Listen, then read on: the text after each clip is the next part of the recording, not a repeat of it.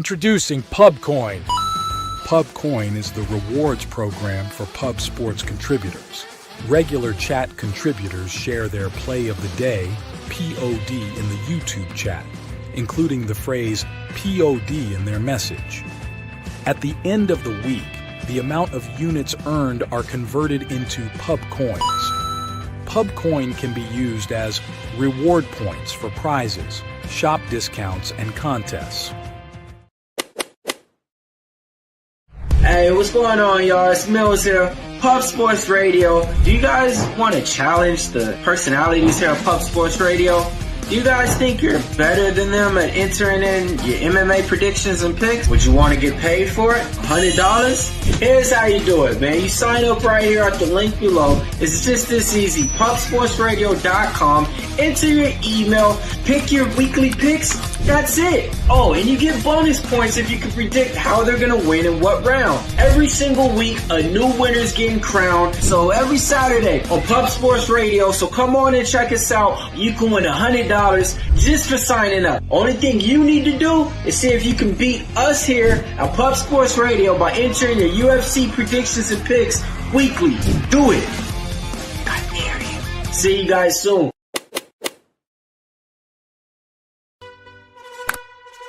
Upgrade your membership to Gold. You will be automatically entered in every horse race, every Wednesday and Friday. It is time to race horses. We are racing camels today. Shout out to the Gold members. We're racing in San Antonio immediately here. And we're off. 2 minutes, 74 canals on this racetrack. It's wide.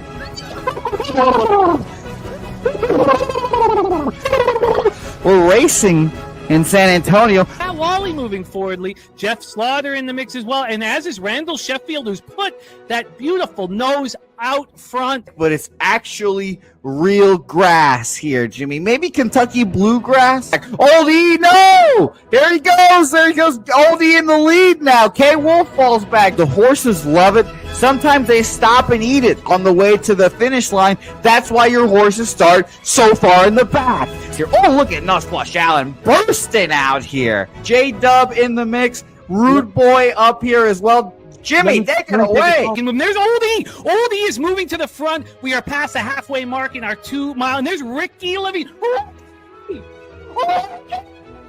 Oh my goodness, he's in the mix here. Jimmy, take it home. This is our first dog race ever. 19 seconds left in the horse race here. It's Fernando Mendoza trying to find the wire. 14 seconds left. Can Fernando Mendoza take this home? Here comes Kenny Can. Kenny Can wants a piece of the pie. Put his schnoz up front. Ricky Bobby, 9 seconds left. Can Donut Silks make a run? Can Res Mall make a run to be $50? You son of a bitch! Here comes Tori Coker. Kenny Can Smoke and Mirrors. Director 97 home. That is way. Here comes Jason Meyer, the Eldorado custodian. Billy Friedrich. Jones one all coming down the finish. Coin!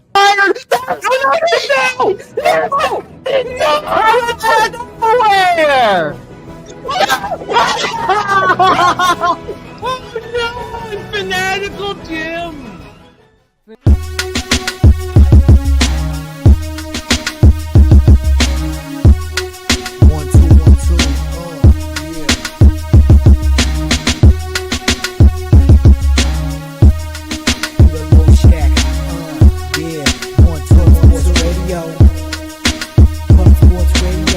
From the Corker Peter Low Shack, legendary sports handicapper, more dapper than a Dom. Father young phenom, known as Jimmy, who declared one day that the bag was here to stay. Information like a PSA, when we all PSR Pub Sports Radio is all. Is a man named Slaughter and he flipped the script. No competition in this they quit the trip. But we say we be pubbing, better with the bag and you love it. We want a top 10, we above it. Let's What up, cappers, gamblers, punters, hustlers, low baggers? Happy Thursday, May 15th. Thank you for watching Betting with the Bag right here on Pub Sports Radio. We got to get to work right away. We have a game popping off here in 12 short minutes. So we're going to get right into that. We're going to give you guys the what-ups after, but we have games popping off shortly. We have Washington, Atlanta popping off in 12 minutes. In 31 minutes, Minnesota, Baltimore. And in 36 minutes, White Sox, Cincinnati Reds. So it's best that we get our capping in for those 3 games and then kind of set up the rest of the show. So thank you guys for rocking with us. Let's bring on our guests here. First off, starring on Thursdays here on Betting with the Bag, please welcome the star of Walk-Off Wagers every Sunday at 11 a.m. Eastern, our friend, Mr. Morgan Spooner, to the show. Spooner, what's up, man? How are you? What's up, Jimmy? Good afternoon. I'm ready to get after it. Let's get after these 12 o'clock games. Let's get after it. And we have a special guest rocking with us. We have direct live access. You guys might be wondering, hey, there's something missing in the chat. It's because we're going to have him live and in person here. And his first best bet pops off in 11 minutes. Without further ado, please welcome our guy, star of the Stacks play of the day, Mr. Justin McCelvy. Stacks, stacks, stacks, stacks, stacks, stacks, stacks, stacks, stacks, stacks, stacks, stacks. Justin, what's good, man? How are you? I'm good. How are you? Appreciate you. Oh, I'm excited to have you on here. We are ready to rock. We got to get right into it. So let's rock. Now, we start in 10 minutes. So I'm just going to give a very, very quick setup, and then we are going to start with the Stacks play today and then roll into Morgan Spooner. Nationals, Braves, 10 minutes until first pitch. We have time. There's no need to worry. We have time. I'm just saying that for myself. 78 Fahrenheit. At first pitch, feels like 79, 8.9 miles per hour right to left, and it's just across the diamond. It stays that way. It gets a little stronger after an hour. That's all that we need to worry about. Line history-wise, we have Smith, Shawver, and the Braves right now minus 193. It sort of depends what book you're studying. If you look at the book that was first to the market, the Braves came out at minus 240. Now, that was in the afternoon yesterday. This book here dropped it at 7:20 p.m. minus 205. So the move had already sort of been made, but it continues to be made, and it continues to move towards the Washington Nationals. On the total side of things here, we have an 8.5 now. Interesting. This opened up at 8.5, moved up to 9, and now we are back at 8.5, and it's also even juiced to the under. That is a surprise. Very, very, very interesting. We'll hear odds logic. Cash flow from Spooner. Let me quickly set up Trevor Williams here. He has not looked good on the road this year, which is where he is right now. 5.88 ERA, 1.57 whip overall, based on how poor he's been on the road. His last start was a 4-2 loss at home versus the Cardinals. 6 innings, 7 hits, 4 earned runs, 4 Ks, 1 walk. On the road, he started 4 games. He's allowed 30 hits in 20 innings. 14 earned runs. He's only struck out 14 batters. He's allowed 3 home runs, and opponents are hitting 349 against him. Lefties are destroying him. 396, 1.060 OPS. And then we look at this Braves lineup. Verdugo leading off. Baldwin batting second, lefty. Matt Olson batting fourth, lefty. Harris batting sixth in center field, lefty. And Ozzy Albies will be hitting from the left-hand side, the switcher. AJ Smith, Shawver, the 22-year-old phenom. 2-2, 2.76 ERA, 1.35 whip, 34 Ks and 32 and a third, 15 walks, probably more than he would like. Coming off a start at the Pirates, 5 2/3, 1 earned run, 7 Ks and 2 walks. He's only had 2 starts at home all season long. He's gone 12 2/3, allowed 3 earned runs, walked too many batters, but opponents are only hitting 182 against him, and he's only allowed the 1 home run. For Shawver, it's righties. He's getting all lefties out, and there's that dangerous CJ Abrams and James Wood. I mean, they're most dangerous batters in the lineup. Low, I don't know if Bell's going to hit from – you'd imagine he'll hit from the right side where batters are hitting 310, 834 against them. The righties aren't to be concerned with. It's very interesting that this line is moving towards the Nats. Nats versus righties, 241, 689 OPS. Braves versus righties, 261, 732 OPS. The Nats bullpen's a train wreck. Oh, all these stats, again, are the last 30 days. So I've updated it now. So it's just the last 30 days for the bullpen, 6.82 ERA, 1.59 whip for the Nats. The Braves bullpen, as we've been talking about, 3.09 ERA, 1.06 whip. Braves versus righties in the last 30 days, 261, 732 OPS. Let's start with Justin McCelvy. Stacks play today. Take it away. Yeah, Stacks play today, number 1. I'm on Michael Harris over 1.5 bases, plus 116. You actually did a lot of the homework for me. it's my whole thing is lefties versus Williams. I love it. Olsen, I looked at him, but he's been cold lately. I love Michael Harris. I actually, the stats player today is over 1.5 bases plus 116, but I got this trifecta today. Anyone who don't know, it's an RBI and home run. I get it. It makes perfect sense to me. And he's And I also parlayed Michael Harris over 1.5 bases and the Braves team total over 4.5. And I got 197. I get it. And I love Harris. I love watching him play. The guy he gives you everything, every at bat. Yeah. He's fat, yeah. Harris over 1.5 bases. The Stacks play of the day. Number 1, Spooner, 6 minutes till first pitch. Take it away. Yeah, this Washington National Atlanta Braves game really kind of caught me off guard. I didn't think the line would be priced like this, but it's 73% of the money on Atlanta right now and 58% of the money with 73% of the tickets. And then the under has 90% of the money with just 85% of the tickets. I really like that under. I think there's too much money on it for me to personally get involved. Just these day games and a couple of pitchers that have seemed to be hitting a groove with just their own action makes me feel like this could stay under, but I don't know. The Braves offense, I also think, is going to start to turn a corner, and maybe that'll happen before Ozuna comes back, or Acuna comes back, and it could happen here. Trevor Williams is not a guy I really trust that much, but I'm off this game. Jim, what do you got? Nothing. I feel like the market is indicating that a number of things. One, that AJ Smith-Shawver may be a little more vulnerable in this spot than one would figure based on his early season statistics, the 22-year-old phenom. And then Trevor Williams, they're saying, is going to have a nice start here. We've seen so many of these early games go under. Mally Mal, the lefties in the lineup: Verdugo, Baldwin, Olsen. That's 1, 2, 4. Ozuna DHing in the 3-hole. Austin Riley's a righty, 5th. So here are the lefties: Verdugo, Baldwin, Olsen, Harris, and Ozzy Albies. We assume will be hitting from the left side here.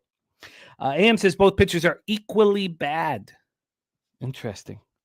What a interesting thing to say about AJ Smith-Shawver. Now, his whip is a little higher than we would expect, but that's mainly based on walks. But he is, I don't need to back up. He's a 22-year-old pitcher in Major League Baseball that's part of this Braves rotation. I don't need to step up for him. We can all have our own thoughts on these pitchers. So with your thoughts here on the left-handed bats with the Braves, Justin, did you come close to moving on an over, or is it just that team total over that you're tying in? Yeah, I just tied in the team total over. When I wanted to bet it by itself, but it was minus 141. So usually my limit's like 135. So, and I love Harris today. So, and to be honest, I can't count on my Braves for nothing. Like they still my team, they my heart, but they disappointing. Like it's hard to put faith in them. Like, how do they not get the Williams today? I don't see how that. But I don't know. It's hard to bet on my team. But I do the bet the under. I would never bet an under in the Braves game. Although out the last 10, I believe 7 or 8 of them have gone under. It's just I got so much faith in our offense. I feel like I can't bet under in the Braves game. But we keep going under. Just under. Yesterday it pushed. I had 9, so but I believe in our offense. We're gonna get it together sooner or later. So I'm not gonna bet an under, and when this dude can't get out lefties. Olsen got power, Verdugo got power, Harris got power. So then if that's the case, I don't know, it's going to be like 5-2. It's a very, very interesting line here. Nasty Nate just took Braves' first 5 money line. Nasty Nate, the action here is the Stacks play of the day. Spooner and I are off of this one. Stacks play today is Harris over 1.5 bases at plus 116. We have a ton of action here coming in from the chat, of which I'm going to go all over, but we got to keep moving because we have games popping off here very shortly. Jay Kopp on the Braves -1, Schaver over 4.5 Ks at plus 140. And we have first 5 under 4.5 from Fernando Mendoza. We have the AM saying I think the value is Nats plus 1.5, but he has passed. Wine Time is on that Nats plus 1.5 at plus 100. And Joe Walsh on Braves, team total over 2.5 first 5. The juice on Smith, Schaver over 16.5 outs. And that is the situation here. I love having our guy, Justin McCelvy, Stacks play of the day live and in person. And that's just number one. We're going to have Justin rocking with us here to close out our MLB segment. Stacks play of the day number 2 is Athletics Dodgers. And I'm sure a lot of people coming to the show are like, where is the Stacks plays of the day, which are so important to the show? You're coming to them live and in person. I'll be back. Justin, anything you want to say to the chat before we move on to the next few games? No, I'll be in the chat. I just can't seem to get it up on my other phone, so I'm about to use this. So, but I'll be in the chat until we get to the Dodgers game. Then I'll pull back up. I love it. I love it. There is our guy, Mr. Justin McCelvy in the house, and we get back into it, and we got to keep moving pretty quickly here, my man. Spooner, let's roll on. Welcome, everybody. We're going to do our full welcome here in a bit, but we got to keep the foot on the gas. 12:35 p.m. Eastern is our next game. I know Jose is doing a multitasking. Okay, there. Thank you, Jose. I'm not sure if he's trying to rush back to the house. We're having the StreamYard issues for guests are fine, but for us, we're only allowed a certain amount of people to log in, so it's a little tricky. We have Twinkies, Orioles in Camden Yards, Baltimore, Maryland. Let's talk about the weather here. 74 Fahrenheit, feels like 78, 1.8 miles per hour out to left center, gets up to 2.7. Wind is not an issue. Chris Paddock is pitching really well. I'm surprised. He had that first start that was atrocious. Since then, he's been very good. Overall, 4.76 ERA, 1.29 whip is not very good. Allowing 7 home runs and 39 2/3 is not very good. But he has been quite good of late. That last start at home over the Giants was impressive, 7 1/3. He allowed 1 run. It was a solo shot, 6 Ks, didn't walk a batter. On the road thus far this year, his numbers are poor, but if you cut that first start, that very first start of the year, they're quite good. But we don't cut it. We talk about it here. 18 hits and 18 1/3 and 14 earned runs, 12 Ks and 8 walks, not the K to walk ratio you're looking for. Opponent's hitting 257. He's getting lefties out at a very impressive rate. 182, 585 OPS. Righties 280, 781 OPS. And we have confirmed lineups. So let's take a look at the righties that the Orioles will be sending out to face Paddock. There's not a lot of them. Mountcastle batting second. You have Rutschman cleaning up at catcher. Switchy, we expect, batting from the right side. O'Neill batting sixth. And Rivera batting eighth. That is the situation there. Then we have Tomoyuki Sugano, who I've become a fan of. I watch him pitch, and I'm like, God, this guy looks so hittable. But he is an old vet. 4-2, 2.72 ERA, 1.01 whip. He's not going to get you a strikeout if you need one, but he can get you soft contact. 26 strikeouts over 46 1/3 with 8 walks, 7 home runs allowed. In his last start, he went 7 1/3, 3 hits, 1 earned run, 5 Ks, no walks, and a 4-1 win at the Angels. He's made 4 starts at home. He's looked quite good. He's allowed 22 hits and 22 2/3, 7 earned runs, 15 Ks, 5 walks, 4 jacks with a 259 opponent's batting average. Lefties hit him harder than righties, but his splits are impressive. Twins versus righties in the last 30 days, 254, 727 OPS. Orioles are hitting 250, 765 OPS versus righties over the last 30 days, but it doesn't seem to help them in the win column. Twins bullpen has been excellent. 2.87 ERA, 1.14 whip, and the Orioles bullpen has been a disaster. 5.89 ERA, 1.68 whip. So let's get this into the take a look at the odds here for this one. We have this total at 9. It's minus 117 to the over. I was very interested in the first 3 under. The market got me off of it. Maybe it shouldn't. I mean, I study the first 5 market as well. This opened up at 5. Now, there were some 4.5s very early that were heavily juiced to the over, but this opened up at 5 minus 118 to the under. Now it's a 5.5. I mean, the market's just screaming that there's going to be offense here. And we have a look at that. TJ says Sugano has a profile that says he ends the year with an ERA over 4.30, and it's TJ's birthday. I woke up to a birthday gift this morning, Minnesota plus 128. I don't care who's on the mound. O's are trash and broken. Minnesota clicking. And happy birthday to TJ. Our guy TJ celebrating his birthday today.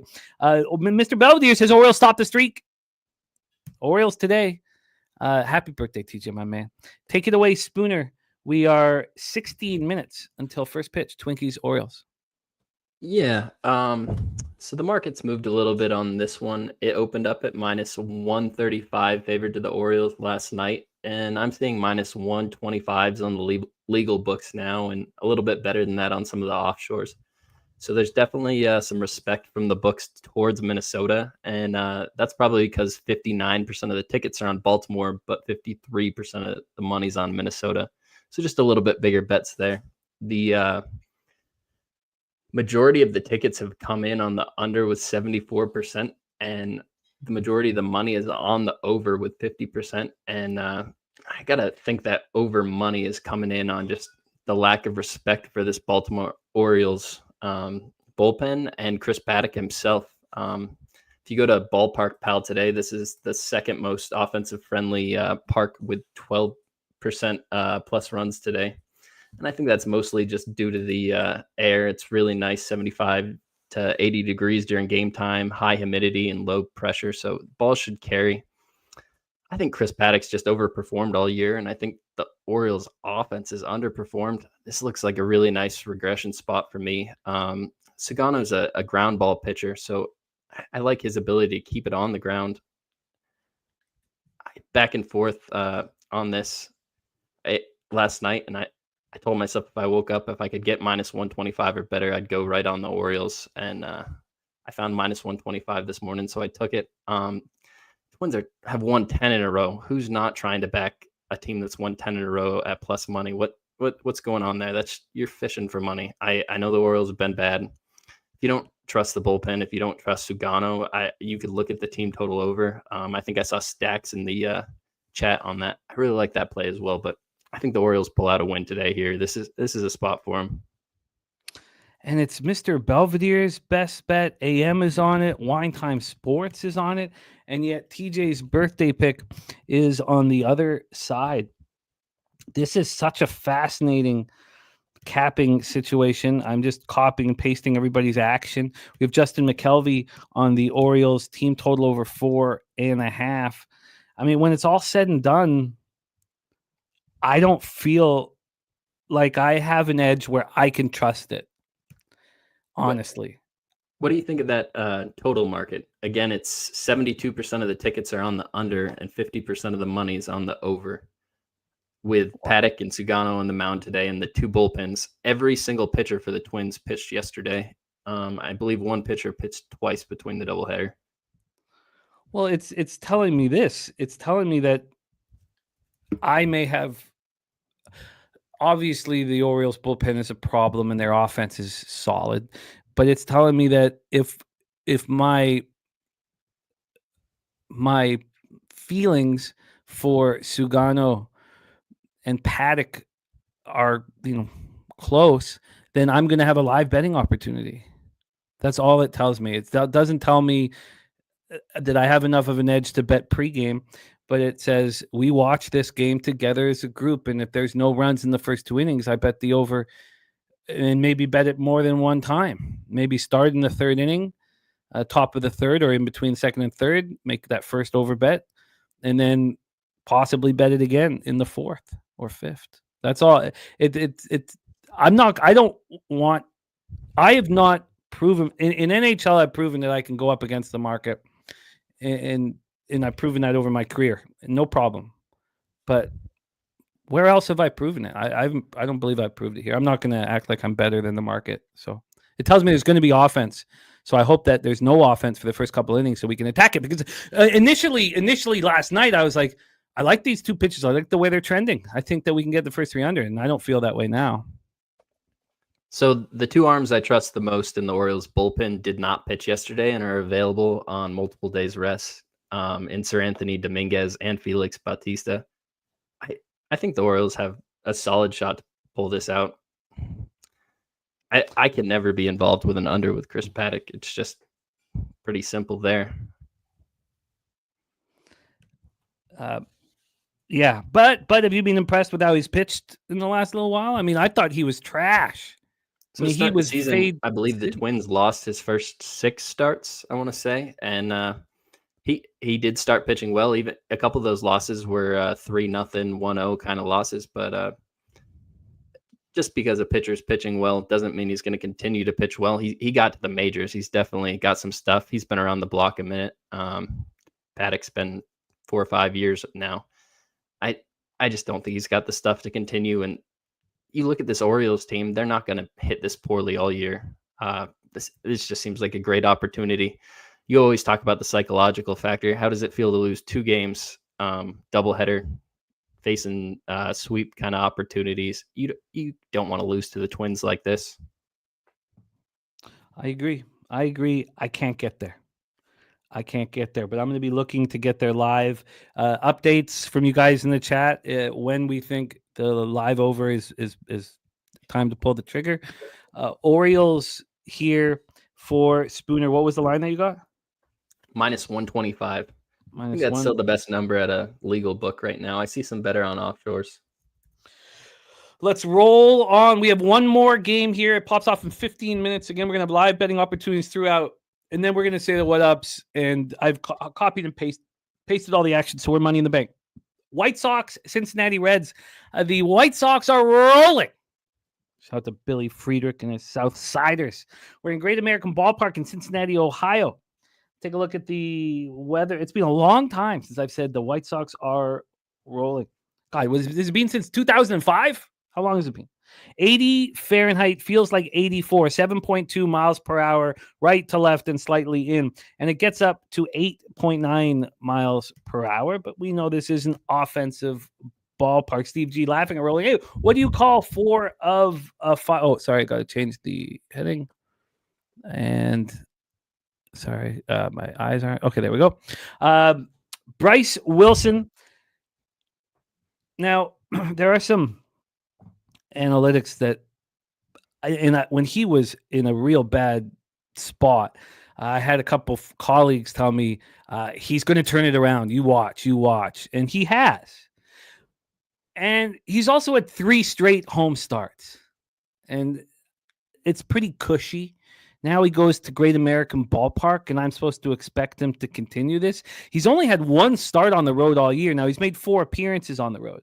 Overall, his numbers are poor. 4.88 ERA, 1.73 WHIP, 27 2/3, 16 Ks, 13 walks. I mean, it's not pretty what he's doing out there.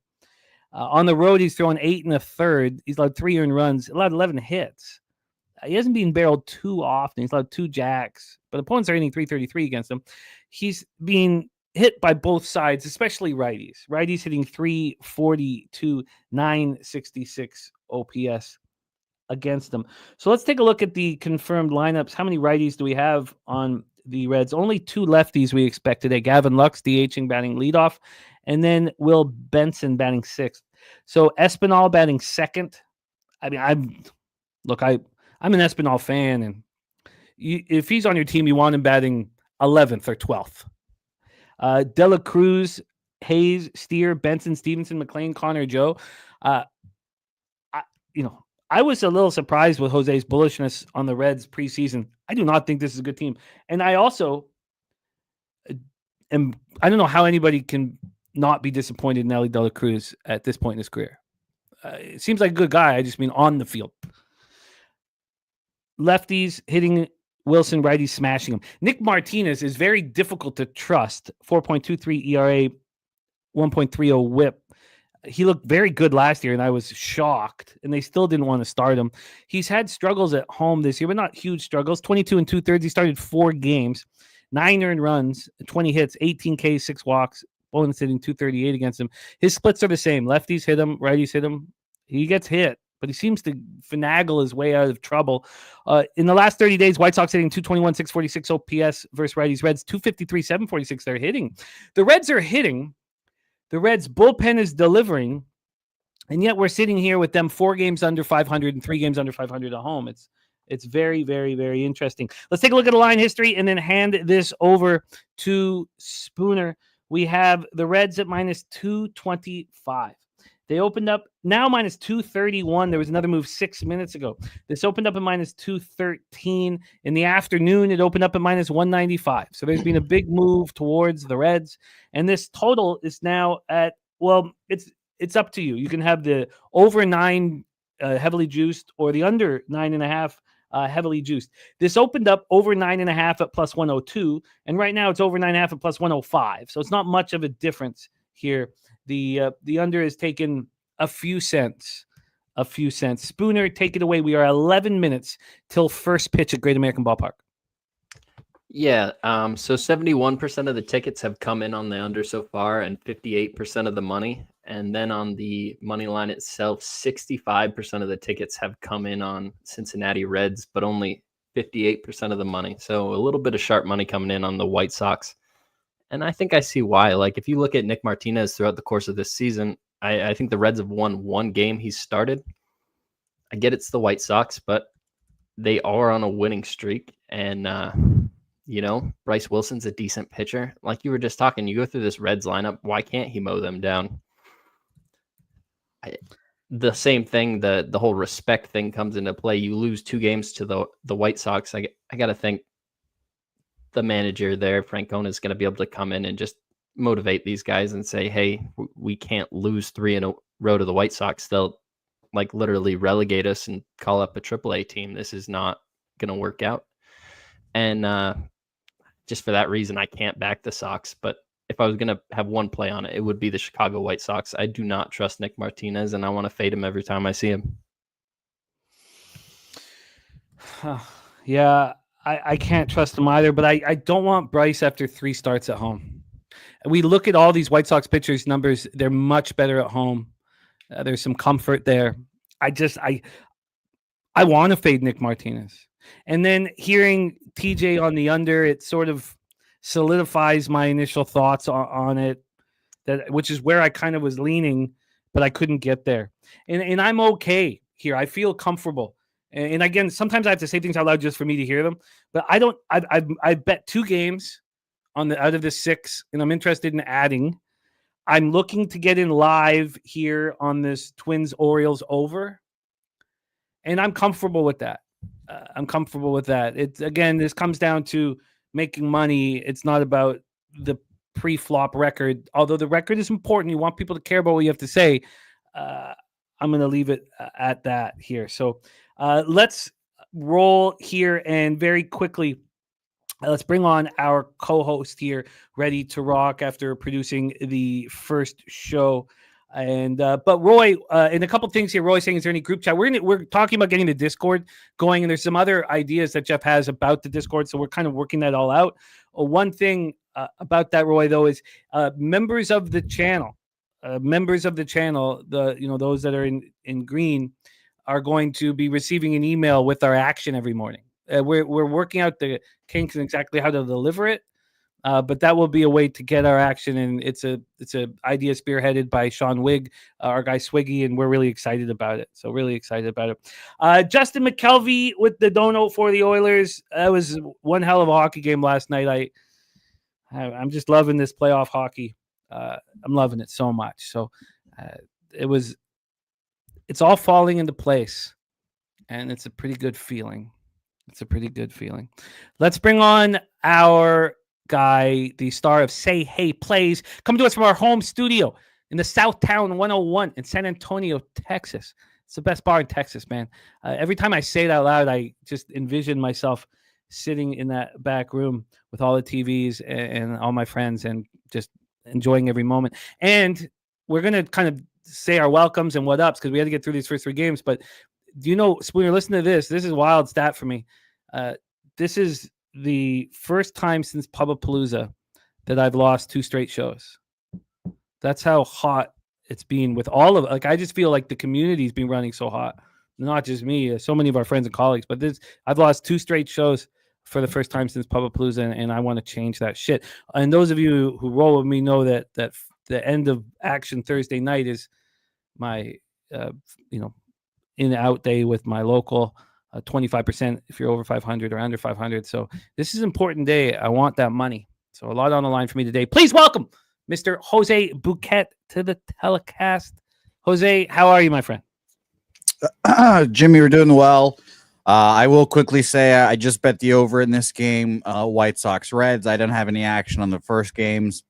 There is, as Spoon mentioned, 72% of the bet, 64% of the money on the over, 9.5 are starting to pop up on the board. So I'm on the over 9 minus 125.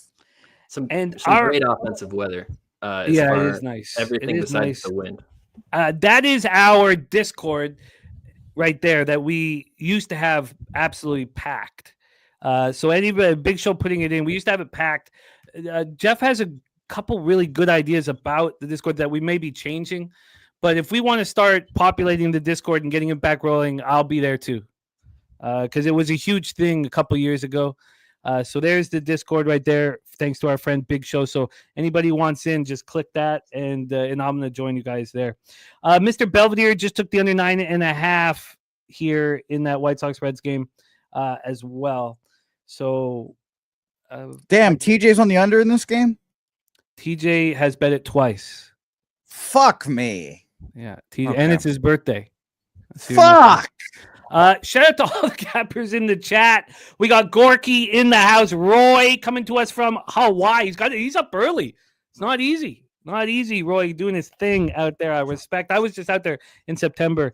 Wine Time Sports, Serious Business, Mally Mal, Viper, NB, Ronnie Lofton, My Dude, Joey DFS, Crystal, Craig, Jay Kopp. Great to see all of you guys. Turnsy 66. Yeah, Team Canada's baseball hat here. I love I love it here. Yeah, I'm sure you saw that coward Paul Skeen say he's going to play in the WBC. Now I'm his biggest hater. He can go fuck himself. Wow. Can't wait for them to get their ass kicked. Wow. And that big pussy Aaron Judge is going to play for the WBC team. Good thing he's won something in his career, right? No, he's a fucking loser, just like the U.S. baseball team is. Jesus, firing shots. Justin Biller in the house. AM, Jacob, Christopher Comatini catching on the Oilers. Great to see all of you guys. Wonderful. Mr. Belvedere ready to get to work. Great group here.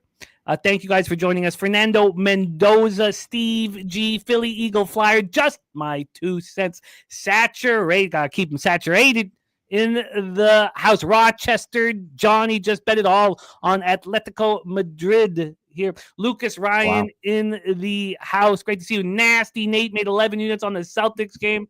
I can't believe how bad I screwed that up. I was equally as mad because I'm obviously very heavily leveraged on the Celtics to win the series for my bankroll, I should say. So I'm just sitting there waiting for that fucking guillotine to drop, but I should have just put everything on the Celtics last night. It was so easy, seemingly. I don't know why I had to get so cute with first quarter and double result. Missing that tip in, Jaylen Brown missing that tip in. I had to go outside and just take some breaths here. And that was after soccer. Sorry, say what? That was after soccer with Carter? Well, no, that was everybody. Was that during? No, everybody was asleep, man. What are you talking about? The guy, but he's four. I don't know. Maybe he parties hard. I don't know. He does not party hard. He does not. He's ready to looks fight. Like it. He's ready to fight everybody, but he doesn't party hard. Thank you guys for joining us. Dougie Wise, Free Bandsit, 9 of the last 10. I tell you, we're just rolling as a group here. Billy Friedrich, Jason Meyer, the El Dorado custodian, Big Show picks. Great to see all of you guys. Let's get back to work. Joseph Gomez in the house. It is great to see you. Action Jackson, Kong's Clips ready to get to work as well. We got T Moss in the house, Johnny K, Irish King, Jermaine ready to get to work. Great to see all of you guys. JW ready to eat. I love it. Thank you guys here. It is TJ's birthday as well. The Juice in the house. We got Coin ready to get to work. Ayo D Robert Franklin, B. Lee. Thank you guys for joining us. Von Polo, ready to go. Let's roll here, fellas. We move on to 300. It says invalid invite on the Discord link here. Rob Free in the house. So we will we have Big Show in the chat. We got our guys ready to make that work for you. Buzz Light in the house. Leroy Flood. Thank you guys for joining us. And now we only have 6 games left on the show. We can take our time with, but we only have Isn't that crazy? No, it's look, sometimes you need a reprieve, man. Sometimes you need a fucking reprieve, man. The stakes are high, and this is just never-ending battle that we face. Yeah. There's the smallest amount of games I've seen on a card in fucking months. Well, let's make some money. Next up for us, 3:07 p.m. Eastern, we have the Tampa Bay Rays, 19-23, 8-6 on the road at the Toronto Blue Jays, 21-21, 12-9 at home. Okay, Christopher Comentini got into the Discord, so Gorky, we'll figure this out for you, my man. We're in the Rogers Center in Toronto, Ontario, and it's hot today. It's hot today. That roof has got to be open. Can anybody confirm this? It's got to be open. What is hot for Toronto? It's Roof closed in Toronto today, Jimmy. Damn it. When are they going to open it up? It's supposed to get up to 70 today here. And then tomorrow it's supposed to get up to 80. And then it's freezing cold next week. It's absolutely unofficial next to that on Ballpark Pal, but generally trusted. It's been accurate. I'd love to hear if it, but so we have 2 days of warmth and then it becomes freezing again, horribly freezing, but 50 degrees for another week and a half. But let's talk right now and stay in the moment. Zach Littell on the hill for the Tampa Bay Rays, 4.4 ERA, 1 point, and Discord link doesn't work for AM. Okay, don't worry, we will get on this, guys, and thank you for letting us know, and we will fix it. We will get it all right. We'll get it all right. Zach, and thank you guys for joining it. We want to get it popping again. Justin McCelvy, Blue Jays first 5 lead, -117. He's on the Jays first 5. Zach Littell, I know what's happening here, Spooner. I have a vividness bias of Zach Littell, of making fun of Jose and the Boston Red Sox for giving him away for nothing. Now he's starting to pitch better, and I still believe in him. He has allowed 10 home runs over 47 innings. He's coming off a nice start at home versus the Brewers, 6 innings, 6 hits, 2 earned runs, 5 Ks. On the road this year, he's been okay. 25 innings, 20 hits, 12 earned runs, 9 Ks, 4 walks, 5 home runs, 225 opponent's batting average. His splits indicate he should be a trusted starter moving forward. Going up against Kevin Gausman, who couldn't pitch at home last year. This year at home, he's looked very good. Opponents hitting 161 against him. He's been electric.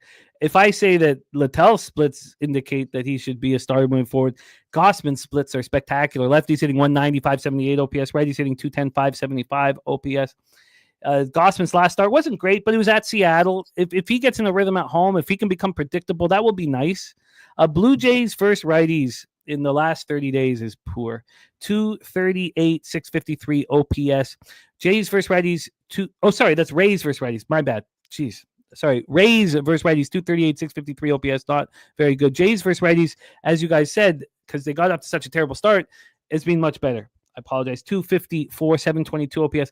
This Rays bullpen pitching well. I know there's not a lot of believers in it, and they were supposed to be a bottom 5 bullpen in the league, but 3.19 ERA, 1.20 whip in the last 30 days. Jays bullpen, 4.31 ERA, 1.22 whip. Line history wise, we'll have Jose drop the cash flow. We are dealing with an 8.5 here. It's -114 to the under. This has dropped down to 8 a few times. Basically, there's been no movement on it. On the money line here, we have and it's the top of the third now in Washington, Atlanta with no score. So we're in the bottom of the first in Minnesota, Baltimore. We're keeping an eye on all of this. But here we have a Blue Jays -174. They opened up at -164, and there hadn't been a move towards them. In fact, it had gone the other way until 11 this morning. Now we have a move to the Toronto Blue Jays. I moved on the first 3 under 2.5. I moved on the first 3 under 2.5, minus 120, which is a pick 'em price. Again, I'm tracking it very closely, not just because it's my action, my cash, but it's a lot of VIG. It's a lot of VIG on these first 3s, and I'm curious to see how it plays out, focusing on them. We had another first 3 under lose, and the full game cash. That's 2 in the last 2 days, and there hadn't been one all season for me. So take it away, Jose Bouquet, Rays Jays. What game was that for you again? That was that was Angels Padres. Right, fair enough.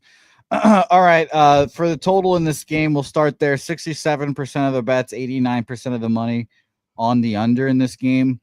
And I'm going to do a quick refresh. I know Wager Talk, or I guess Wager Talk is what I should say. I know they update on themselves, but I'm seeing they have DraftKings putting this up to an 8.5, as well as Heritage here. So I'll refresh here. So that's very concerning if I was an under better. Sorry, can you say that again? I was laughing at something in the chat. Can you say that again? So there are 67% of the bets, 89% of the money on the under. I'm seeing DraftKings have this at an 8.5. Heritage has this an 8.5. And I'm going to refresh. Even Penny has this now at 8.5 at minus 114 to the under. Now it started there, which is nice. It went to 8 apparently last night, or I guess around midnight. So that's a little interesting how that's gone. And Bookmaker also has an 8, but not juicing it to the over. I'm just a little worried about the line movement personally on the total, so I'd lean over in this game. But let's talk about money line now. There's 69% of the bets, 67% of the money on the Blue Jays. I'm seeing opener at, I'm looking at totals again, opener at minus 160, and we're up to minus 175, minus 180 at a lot of books here. So it seems like Gausman does shove today. Maybe the Blue Jays offense finally comes alive a little bit, but it was a stay off game for me personally. Christopher Comtine says, Jays, check all the boxes. Pitching, hitting, bullpen. Spooner, take it away, Rays, Jays. Yeah, this Toronto Blue Jays team to me looked really enticing to bet today. Obviously, the money line was a little expensive, but that -1 I got close with. Ultimately, this bullpen kind of scares me off. Jeff Hoffman is obviously that blown save the other night. Just vividness bias in my head is scary. Yimi Garcia pitched last night, got the save. Toronto did what they needed to do last night. And looking at Kevin Gausman, every home start, except the last Cleveland start, he's won at home here, and he's put the Blue Jays in a position to win a lot of ball games this year. I don't think that's going to be any different tonight, but if you look at the Rays bullpen, nobody went last night. They're all ready to go. So I could see this going either way. It wasn't strong enough for me to get on that -1, and if I'm going to pay that much juice for a -1, I got to have a really convincing feeling. And I was kind of there with the same thing with total with Jose, just looking at the kind of fishy money movement with ESPN Bet and DraftKings kind of fishing, here come, take the over and under here. But I don't know. Ultimately I passed. I got some more action later in the card, though. I thought you were getting close there. What do you make of that line not moving for 16 hours, 18 hours? Spooner? If I'm an odds maker, the reaction sometimes, or lack of reaction, is a reaction itself, and that means I was dead on. This is what I want to see. I don't need to adjust anything because this is the money movement that I wanted coming in. That's what I make of that. It's a lot of confidence. I don't know. It's well put. I think that makes sense here. Let's hear. I guess we move on. So I'm the only one with action on Rays Jays. First 3 under 2.5. Let's roll on to our next spot on the board here. And this is where I feel I look at Hunter Brown and my palms start leaking. This is not something that happens when I'm winning, by the way. It's a couple bad days and my hands are just glistening thinking about Hunter Brown. I don't want to get caught up in the last 2 days. It's just 2 days, but it's the first time in 8 weeks that I've had it back to back. So I think, clearly, statistically, the best pitcher on the mound this year is on the Astros. and it's Hunter Brown. We've talked about his issues the first time through the lineup. The splits were so wild last year. He just gets better every time he sees you. I mean, this is a hell of a pitcher here. 6-1, 1.48 ERA, 0.90 WHIP. It's just past the point for the roof. It's opening first pitch is at 88 Fahrenheit, so the roof will be closed. 0.90 WHIP for Hunter Brown, 58 strikeouts over 48 and 2/3, 14 walks. He's only allowed 1 home run. There's our guy Sharon Pulliam in the house, Camden in the house. What up, Sharon? Robert Franklin is backing the Texas Rangers here. The last start for Hunter Brown at home versus the Reds was really nice. He did walk 4 batters, which is a lot for him. He's only walked 14 on the year.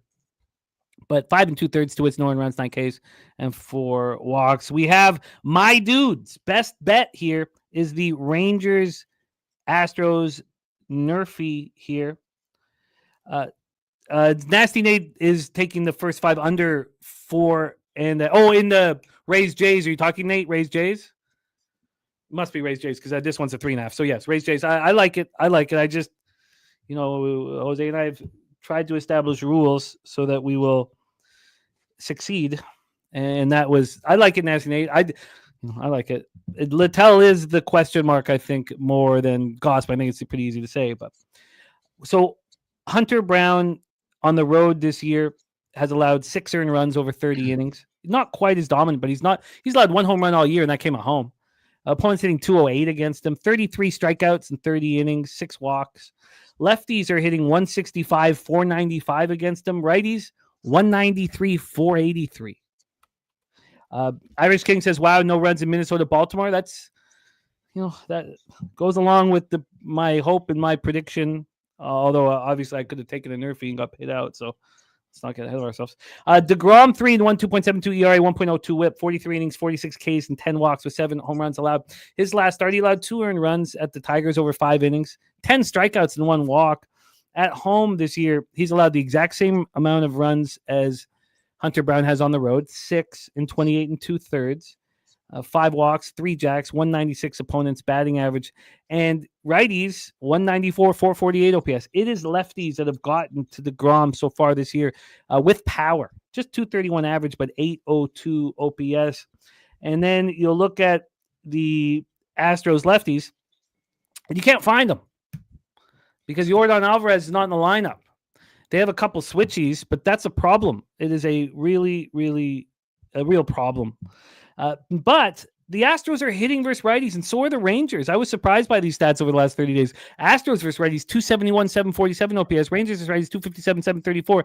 And these bullpens are pitching extremely well, especially the Astros bullpen. 2.30 ERA, 1.03 WHIP. Rangers bullpen, 3.30 ERA, 1.21 WHIP. So I would like to add to this game, but I wanted to talk it out. I'm on the first 3 under 2. I didn't get quite a -108. I think I might have got -112. I'll have to double check and see that. Take it away, Spooner. Astros Rangers. Yeah, this Astros Rangers game I was kind of looking at last night, and as soon as the Rangers, Chris Martin had left the game, I realized Luke Jackson had left the game the night before, and that's their 2 best pitchers. One got hit in the hand, and the other got pulled after 1 pitch with elbow issue. And neither of them are going to be available tonight. That's your setup man and your closer. And then I look who's on the mound, and it's Jacob deGrom, who's lost more 1-run games than any pitcher in recent memory. I look on the other side of this, and you got Houston Astros with Hunter Brown, and this is a pitcher that's just pitching the best of his career. The stuff's always been there, and he's put it together in short terms, but this could be a Cy Young season. It really could. And deGrom on the other side of the mound's really got to get his blood flowing. I look at this. They're just fishing that -120, -125 to bet one of the best pitchers in baseball. I think everybody looks at that Astros lineup and says, what's going on here without deGrom? Or without Yordan Alvarez, who is going to challenge him? But you got Josh Smith with the ability to leave it off, hitting left, Jock Peterson hitting left. Evan Carter, another bat that really has the ability to step up, hitting left, and Jonah Heim can also hit from the left-hand side. So I think there's some bats that can touch him. I got on the Astros here. I think they're the play. You can get +110 right now. I got on it at plus 105. I think more money is going to continue to come in on the Rangers because who doesn't want to back DeGrom? But when it comes down to it, I don't see anybody on the Rangers lineup that's going to score these runs against the Astros. And if they do, that bullpen's going to give it up because who's coming in to close this game? I just don't see it. I'm on the Astros plus 105. I like it. Again, when we use an offshore like the one that we use for line shopping, I mean, there's a reason why we all gravitate to this book. It gives better lines and takes less vig. This was never 105 there. This opened up at plus 111. Didn't open up till 1 a.m. The first move was towards the Astros at plus 108. Since then, it's just been going towards the Rangers, and now the Astros are plus 119. They were plus 119 at 10:41 a.m., and then there was a bit of buyback, but they're back at plus 119. And that's not a huge move. The Rangers have gone from minus 123 to minus 129. I feared DeGrom in this matchup a little bit, which made me think I was going to want to move live. Let's hear what Jose Bouquet has to say. Take it away, Jose. Yeah, this game screams under. Not a game I'm going to move on, though. Two best pitcher. Well, I was not going to say two best pitchers in baseball, but two really good pitchers. AM, thank you for blessing me with that news. I just want to watch this 3-0 Reds immediately. Good. The White Sox had a chance as well. They got a guy on challenge and got him off. So but again, it's that pitcher having 3 good home starts in a row and then leaving home. I should have. I just don't like Nick Martinez so much, and that got in the way of making money. Frustrating, but good work for everybody else. Take it away, Jose. Sorry. Yeah, let's get 6 more runs here, maybe in the first inning to get some sweat off my ass. That'd be nice. But this, in the past self, this would have been an easy first 5 under bet. I understand, Jimmy, you're on first 3 under in this game. First 3 under 2 at minus 113. Yeah, I mean, I understand wholeheartedly why you're on it. 75% of the bets, 92% of the money on the under in this game. This went from 7.5 juice to the under, goes down to 7. I get it, and I would be on the under here too, but a little bit too low. I get a little sketched out, I guess, but it makes sense. And Spoons made a good point with the Rangers bullpen being decapitated now. So it'd be an early under like what you took. I can't take first 3s. I don't take first 5, excuse me. So I'm off. And the issues with the Rangers bullpen, Spooner, got you off of the full game under? Yes. These two pitchers. So I saw 7.5 at first, and it was definitely moving towards the 7. I think these two pitchers just entice everybody to want to take that under. I think too often we forget that 3 runs, 6 innings is still a good game for a pitcher. And in the course of DeGrom's season, he's going to have a bunch of those, and Hunter Brown's going to have a bunch of those. If they both have that, it's 3-3. The total has to go over a 7, or it has to at least push. I think the full game 7 is too low. The offenses, they're not there. They're missing some of their biggest pieces. You look at the Astros without Alvarez and the Rangers without Seager. It's tough. I would still lean full game over rather than under, to be honest with you. Interesting. I have interest in the Astros. I mean, can you tell me, Spooner?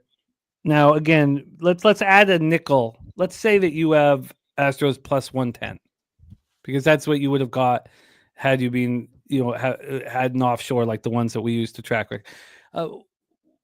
If this closes at 1 plus 122 or plus 123, are you going to be concerned? Because at this point, what does odds logic say for the cash flow of the side? So do you want to throw out a guess? Yeah, I think just the difference between them.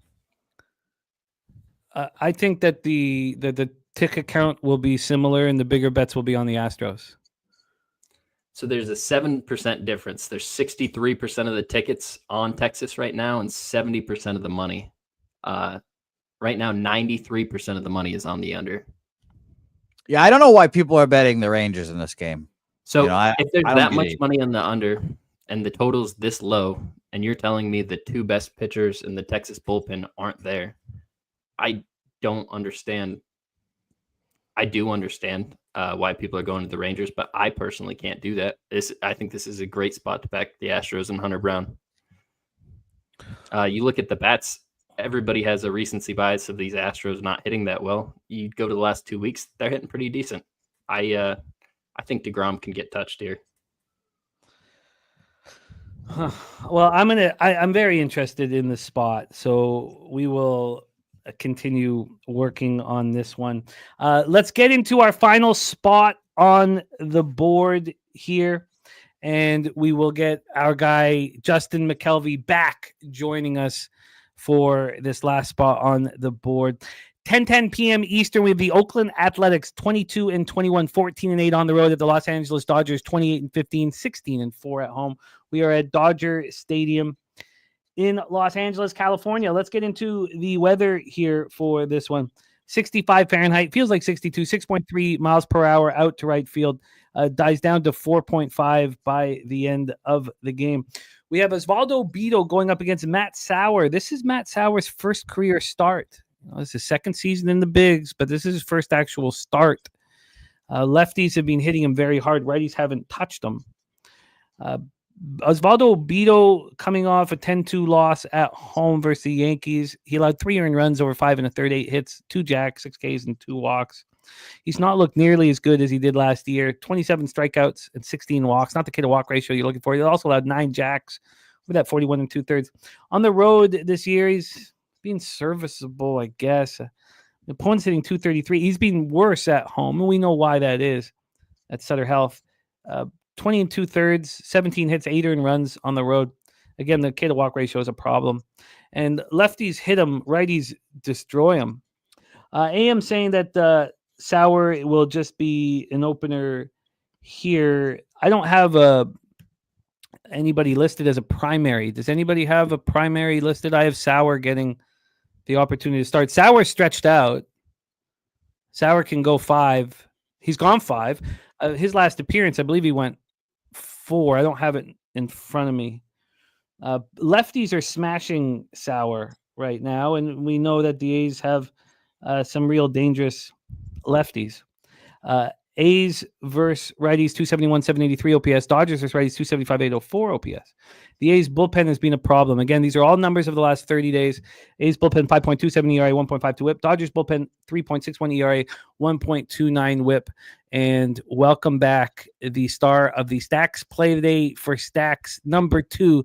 Please welcome Justin McCelvy back to the show. Stacks, stacks, stacks, stacks, stacks, stacks, stacks, stacks,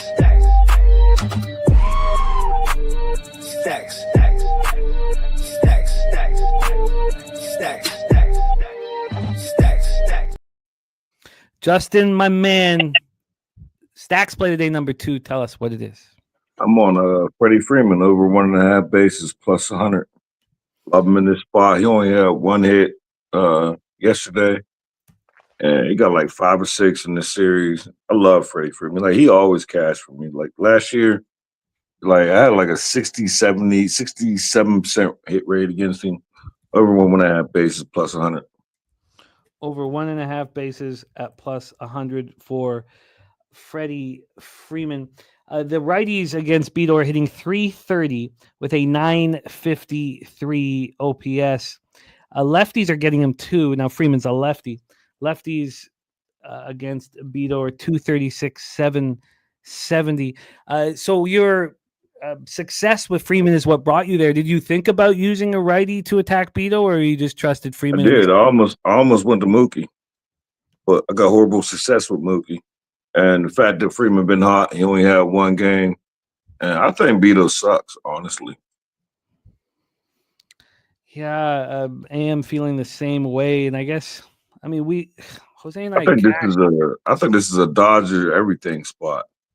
And it might not go over because I like Sauer. Like, I ain't gonna say I like him. I don't mind him. So Justin, I want to give you this spoiler. It's gonna go over. I'm not against it. Then Dodgers are going to do the lifting, except for Soderstrom. I like him today too. I'm gonna probably get on his RBI. Soderstrom for the Athletics. Yeah, I get that here. A Philly Eagle Flyer catching the Orioles tied after second inning of plus 210. So we're 1 out away from a 6.5 in Minnesota Baltimore. So I need that out, and I'm here ready to bet it. I need that out. Let's hear from Spooner. Spooner, I know you got a rock, my man. So we got stacks on Freddie Freeman over 1.5 bases. Morgan, how do you see A's Dodgers? Yeah, this Athletics Dodgers game kind of pissed me off yesterday. I was on the Athletics. My guy Hogland pitched a really good game, and the bullpen blew it again for the second time in a row for him. But you'll have that when you pitch for the A's. Looking at this game, you got 82% of the tickets on the under and 84% of the money on the under. The opener was a 9.5, and there's 10s across the board. So the books are obviously expecting money. Or they're expecting a lot of runs in this game. And I really don't think that's going to happen. Or I really do think that's going to happen. I took the over 9.5, minus 110 at FanDuel earlier this morning. You can still get 9.5s. They're juiced to about minus 120, minus 125, depending where you look. 73% of the tickets are on the Dodgers, but only 53% of the money. And when you think about the amount of juice that you have to bet the Dodgers money line with, that means there's a lot of Athletics tickets today. I don't dislike it, but I don't think Beto is a back pitcher, and I don't think the Athletics bullpen can back him up today. I think there's so many ways to get over on these runs here. Dodger Stadium sometimes can play a little pitcher friendly, and tonight's not the most offensive friendly weather. But I really think these two teams can get together and score a bunch of runs. This Athletics offense, you were just talking about Soderstrom. He's such a great hitter. 1 through 9, I don't think a lot of people realize how good the Athletics are. They're in the top 5 stats in almost any categories versus righties. So I think you got to respect them, and I think this is a good spot to play the over. What did you get on the over? Minus 110, 9.5. I tweeted it out on X this morning. And Jose, you on it too? Oh, yeah. Yeah, no, I'm on it. I'm on the over 10. It was the first thing I made today, over 10 minus 105. Again, I wish I was a smart guy like Morgan Spooner and bet it earlier, get the 9.5. But I'm on the over 10 here. Morgan made my case for me. All the bets on the under. We've moved it up a half run. I'll take the over here. I don't expect either pitcher to pitch well. I will say I think Mason Miller pitches today. If it's a close game, he hasn't pitched since Saturday. So I expect him to be there. And if Osvaldo Beto shits down his legs, we'll probably see Mitch Spence, who threw 44 pitches on Sunday and hasn't thrown since. So, I think this is an over game, though. And again, I'll say what I've said the last 2 days. If I wasn't pussy, I would be taking the A's here yet again because I think this is just a good price, plus 165 on the A's. But over for me, minus 105 for the 10. And if I lose this bet, I did make a bet on our Friends in the Building show that I will come dressed up as a mid-70s Roger Staubach with cutoff and very short shorts to accommodate it as well. So it'll be fun. Jimmy, what's keeping you off the over? Keeping me off the over? No, Jimmy. Oh. Nothing really. Nothing really. I can understand. Because I like it. Yeah, I mean, nothing really. Coin can get that over 9.5, a minus 120. I'm not trying to put you on the spot. You said nothing really, but you're not going to say you're moving on it. Sound like you're hesitating. I mean, you guys know 9 out of my 10 totals are unders. I kind of look for unders, but I think that everything makes sense here. I mean, I know that the Dodger Stadium is a pitcher's park, but these are the offenses that we should expect over. So I'm certainly going to keep a close eye on it. Jose, what juice did you get on the 10? Minus 105. Minus 105. I'm gonna tell it because both of y'all on it, meaning Spoon and Jose, but I just feel like we're gonna need 7 from the Dodgers. And I see like 7-5 final score. Yeah, we're in these at like 7 from the Dodgers. I mean, it's I'm 10 telling you, runs, Jax, so this, yeah. this athletics offense is right there.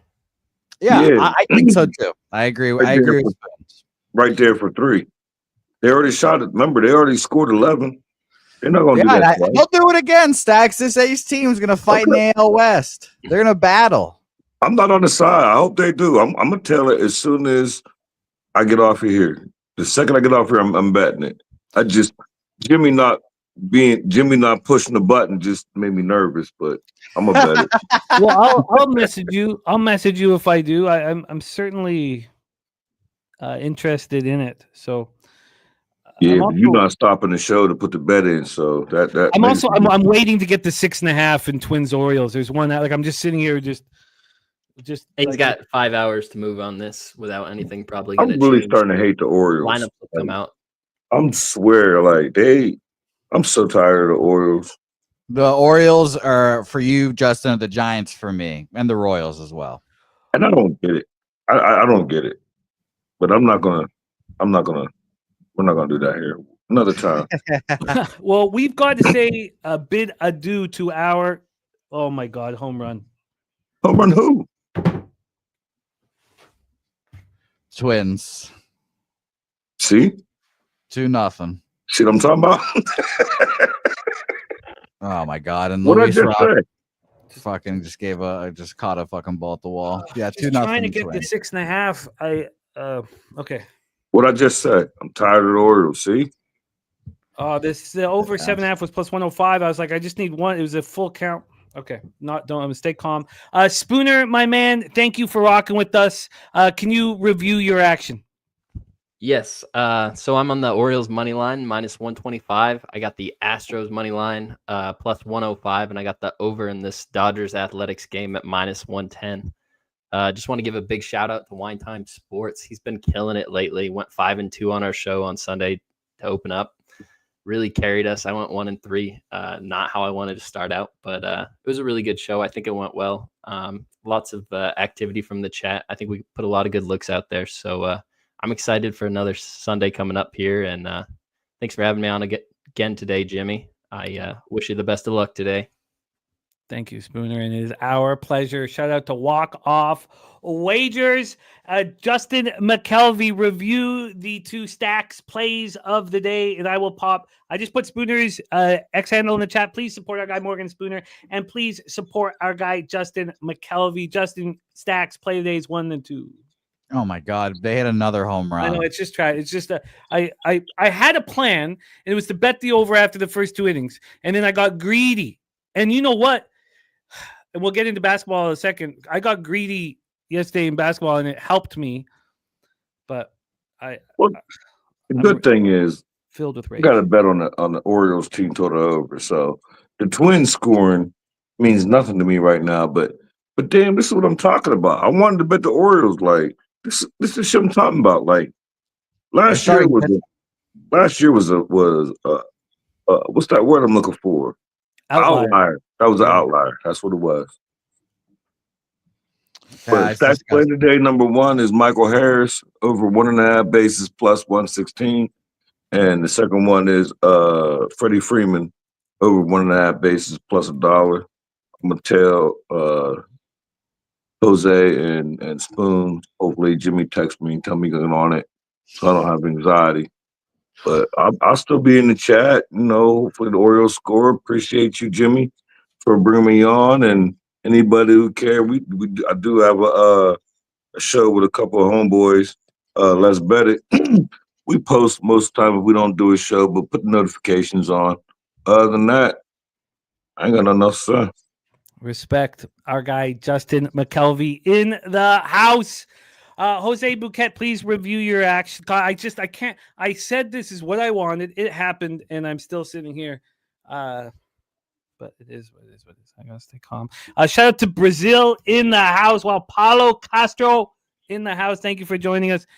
I'm trying not to be filled with rage, Jose. Can you please review your action? Sure. Shout out to Brazil, where we recently learned that's where most of the professional bull riding draftees are coming from. Shout out to the PBR draft, which I will be in attendance for here coming soon. We'll get videos on that. But I'm on 2 totals today. Guys, we need to have a good day today. I finally found myself in the land of losing cappers right now. So nice 2-0 day. We're starting with the Reds over 9 here, -125. That'd be great. And then the only other bet, A's Dodgers over 10.5 -10, or excuse me, over 10 -105. I believe, I hope it's going to be a good day. And Jimmy, I'll keep saying it, Jimmy. I didn't fucking hear any bell last night. I didn't hear any bell the other night either. There's no bell. The fat lady ain't singing. So do not count the Boston Celtics out yet. Because we're I'm not down. counting them out, Jose, but I have bet against them. I'm on the Knicks -2 and the Knicks double result. Well, Jimmy, our relationship will never be the same now. Okay. That's fair. That's fair. That's fair. All right, let's talk NBA here. Let's talk NBA. Just says counting them out. I'm very curious to see what happens in the line because I was like, "Are you serious?" And then maybe it's just like a ploy to get Knicks cash in. Well, if there was a ploy, it worked. We're gonna do NHL after NBA. We have one game in NBA, and we have our NBA expert, whom we've missed, wasn't rocking with us last week, and I know he's champing to get back in the winner's circle. Please welcome our guy, Los Angeles, California, in the house. Please welcome Mr. Derl Rice to the telecast. Derl, what's good, man? How are you? Yo. Peace, man. I am doing good. Had a long week yesterday, or last week. It feels like yesterday, but I was out in the bush, bro. I was out in the bush up in NorCal Jesus. doing a lot of fishing. As you can see, Wow. look like a goddamn raccoon, man. Was it good? So, Was it what you needed? yeah. It was what I needed, man. So every year, me and a couple of homies, man, we do some hardcore fishing and camping out in the boonies. And so, yeah, that's where I was on last week, man, burning up in the sun, catching bass, catching catfish. But I'm happy to be back, brother. Happy to be back, man. It is good to see you. Peace and love to everybody in the chat, because any day on this side of the grass is a Good day, Darryl. And we got a great goddamn right. game here that I Goddamn want right. to attack. I want Yeah. to attack. Let's get to work here. 8:30 p.m. Eastern, West Semifinals, Game 6. The Oklahoma City Thunder leading the series 3-2. Yeah. The Thunder 68-14, 32-8 on the road this year, heading to Denver, and there is a lot on the line. I cannot wait to watch this basketball game. Yeah. And I've been a little surprised about the amount of people on the Denver Nuggets. Not because I'm not about to get on them. I just didn't think it'd be so popular. I just didn't think it would be so popular. Okay. Robert Cherry said, me and Stacks, we're on the Knicks. Hopefully we still on it. Robert Cherry in the house. Robert Cherry made his Pub Sports Radio debut on Saturday. Say Hey Plays, and he's got a podcast coming up. And shout out to my guy Robert Cherry in the house. Okay.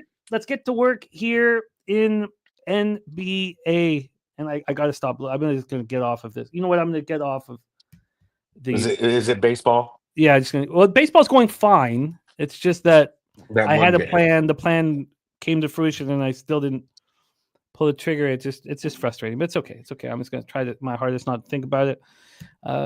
Okay, here we go. It's so funny in this life that we've chosen, like a money, a dollar saved is a dollar earned, all that shit. Yeah. It's not true. It's not true. My wife trying to save 50 cents on tomatoes. She has no idea how much money is on the line on any given day here. And she's trying to, the dollar saved is not a dollar earned. It's nothing to do with our lives whatsoever. We have the Denver Nuggets plus 4.5 -106. And the real reason why I wanted to talk about this, talk it out. By the way, this did go down to 4 at 11:20 a.m., bounce back up to 4.5. The reason why I wanted to talk about it was because I believed in the Celtics very much yesterday, and I lost Right. $500. So the Celtics first quarter, Celtics double result. Yeah. And that's why I was like, you know what, I want to talk this out. And I could very easily screw it up again. I have now lost 6 bets in a row in NBA, and I'm frustrated. This total Wow. is a 217.5 at a pick'em. This opened up at 219. It dropped all the way down at 1 this morning to 212.5. 212.5. I mean, these line moves are phenomenally interesting. 217.5 right now. We've dropped a point and a half. If we can get some cappers in the chat to tell us the idea here. Yeah, Justin, I just like, yeah, I could, but again, I got to keep, I can only tell you guys these things. I can't explain that to anybody else. Let's get into the cash flow again. If anybody in the chat can give us odds logic here, the cash flow there, I'd love to hear it. Over at Action, we have 65% of the tickets and 64% of the cash on the Denver Nuggets. And that makes me nervous. It makes me nervous that everybody's on the Nuggets here in the chat. Yeah. That's not going to get me off of it. I'm just speaking out loud. I wanted to talk this game out. 64% of the tickets, 89% of cash on the money lines on the Denver Nuggets. 95% of tickets and 96% of cash is on the over. Now, Saturate's on the Nuggets too. And Kong says best bet in NBA tonight is Denver money line. And I agree about that. Right. No, I've asked. I'm waiting to get the last update, Nasty Nate. But I presume it's going phenomenally well. We know the teams that are bad for it: the Grizzlies, the Pacers. Those are really the only. The Grizzlies are long gone, and the Pacers had a short series. So, if it's a Pacers Thunder final, I'm not going to bet it again this year. Coin saying 78% of tickets, 70% cash on the under, 63% tickets, 53% cash on Denver. Okay, that's great. Thank you. So I'm with Kong and the reason why I want to talk this out is I don't want the 4.5 points. Yeah. We'll talk about how tired the Nuggets have been late in games. And I also want the first half spread.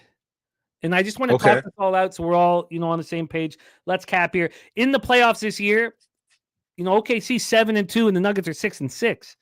The pace of play helps the Thunder. It hurts the Nuggets. The Thunder are going to try to run the ball nonstop against this much older Denver Nuggets squad. In the entire playoffs, I mean, in that first series, Denver was playing 90 possessions a game. They're playing 10 possessions a game faster because the Thunder are forcing them to. In this series, the Thunder are not shooting the ball well. 44.2% from the field and 33.7% from three. Wildly, that's much better than the Nuggets, who are shooting 40.3 from the field and 32.5% from three. Derek Parra in the house. Great to see you, Derek. Shea goes for 31. There was a capper in the chat that said, I don't trust the team with a Canadian alpha. And I said, no, I said, that's legit. I said, look, the Canadian alpha's never won NBA championship yet. And there's nothing wrong with feeling that way. And there was a talk in the NHL that a European captain couldn't win the Stanley Cup until Alexander Barkov did last year. So I get it. A Canadian alpha has to step up, and he did that. He did that. And he had to overcome Jokic being spectacular. Jokic goes for 44 and 15. That was a big point I made. I made a big point about Jokic not being tired. Don't think Jokic is tired. He's not tired. Right. Shea went 12 of 23. He's not been shooting the ball well. He had 6 players in double figures. Jokic went 17 of 25.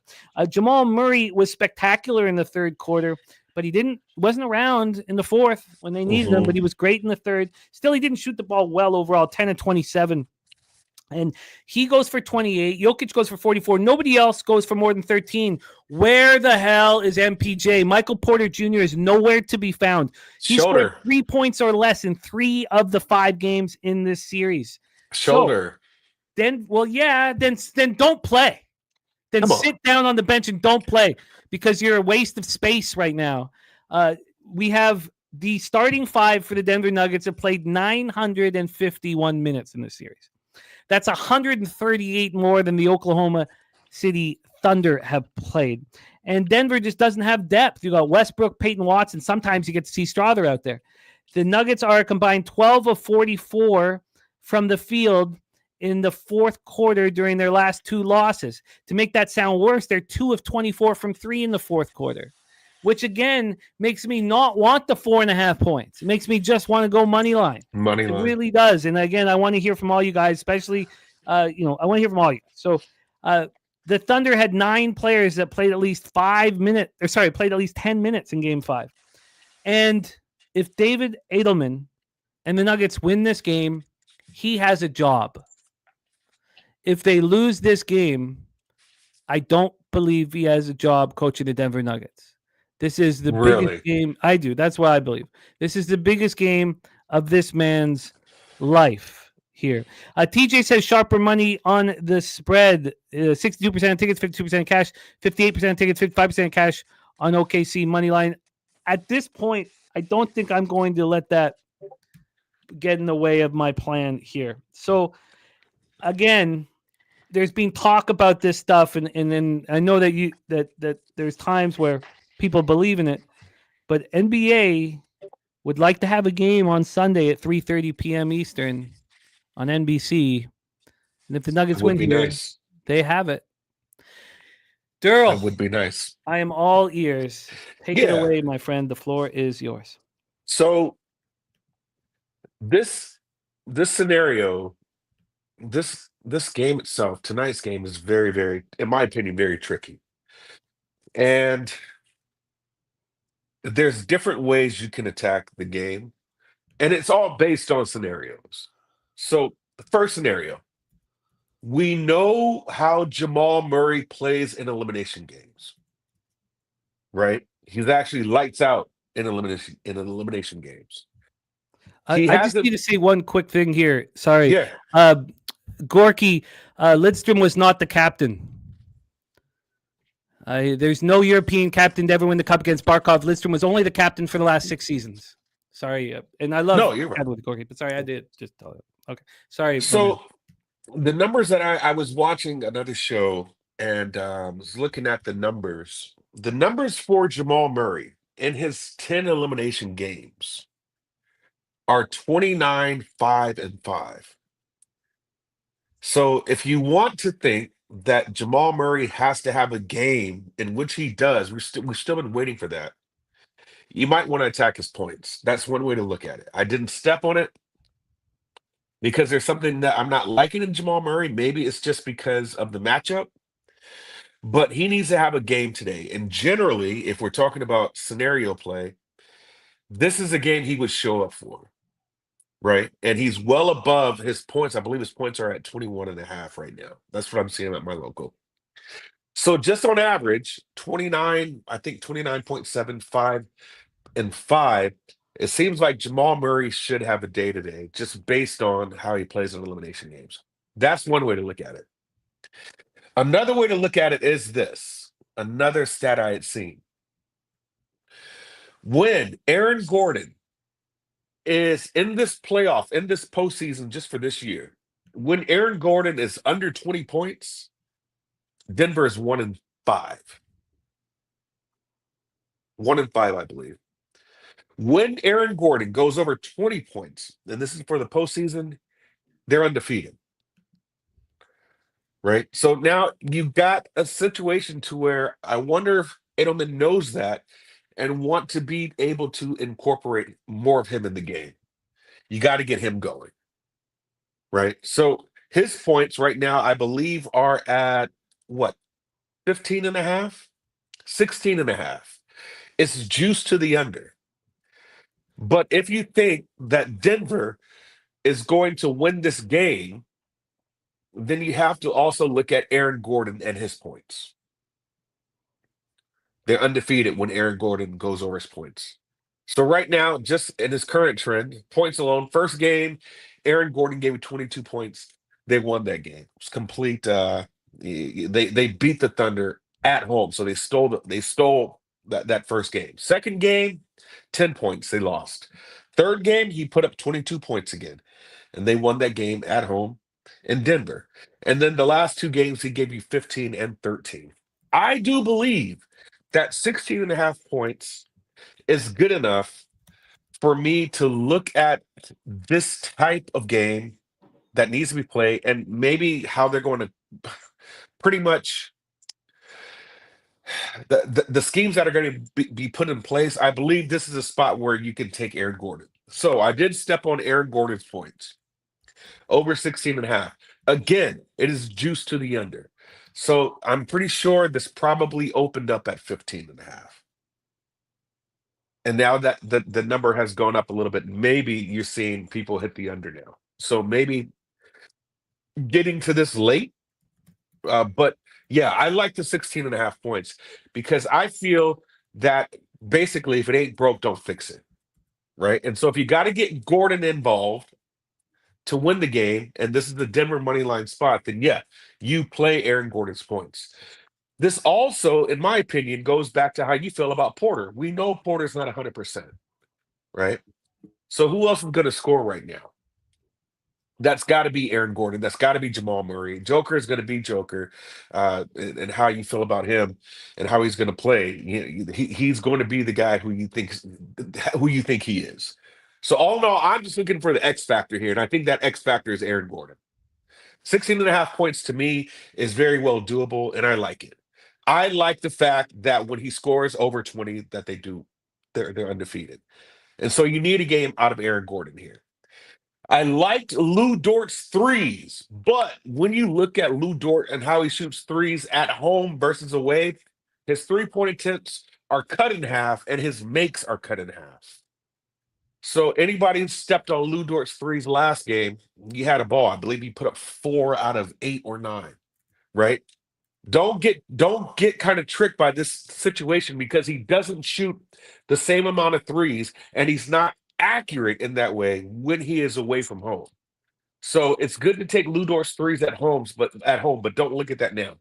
But again, I'm going back to scenario.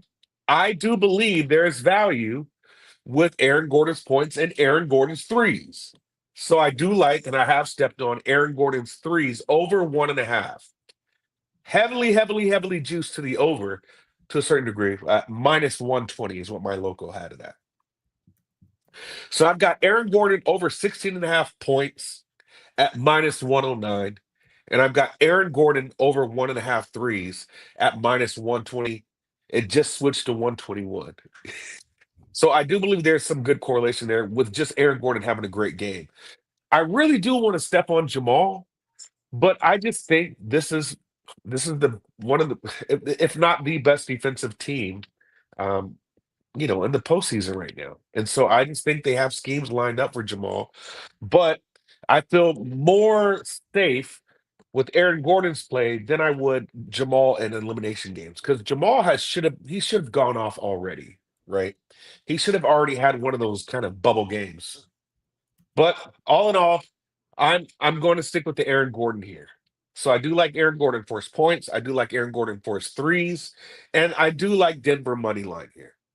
So I'm going to step on Denver money line. I got it at plus 155.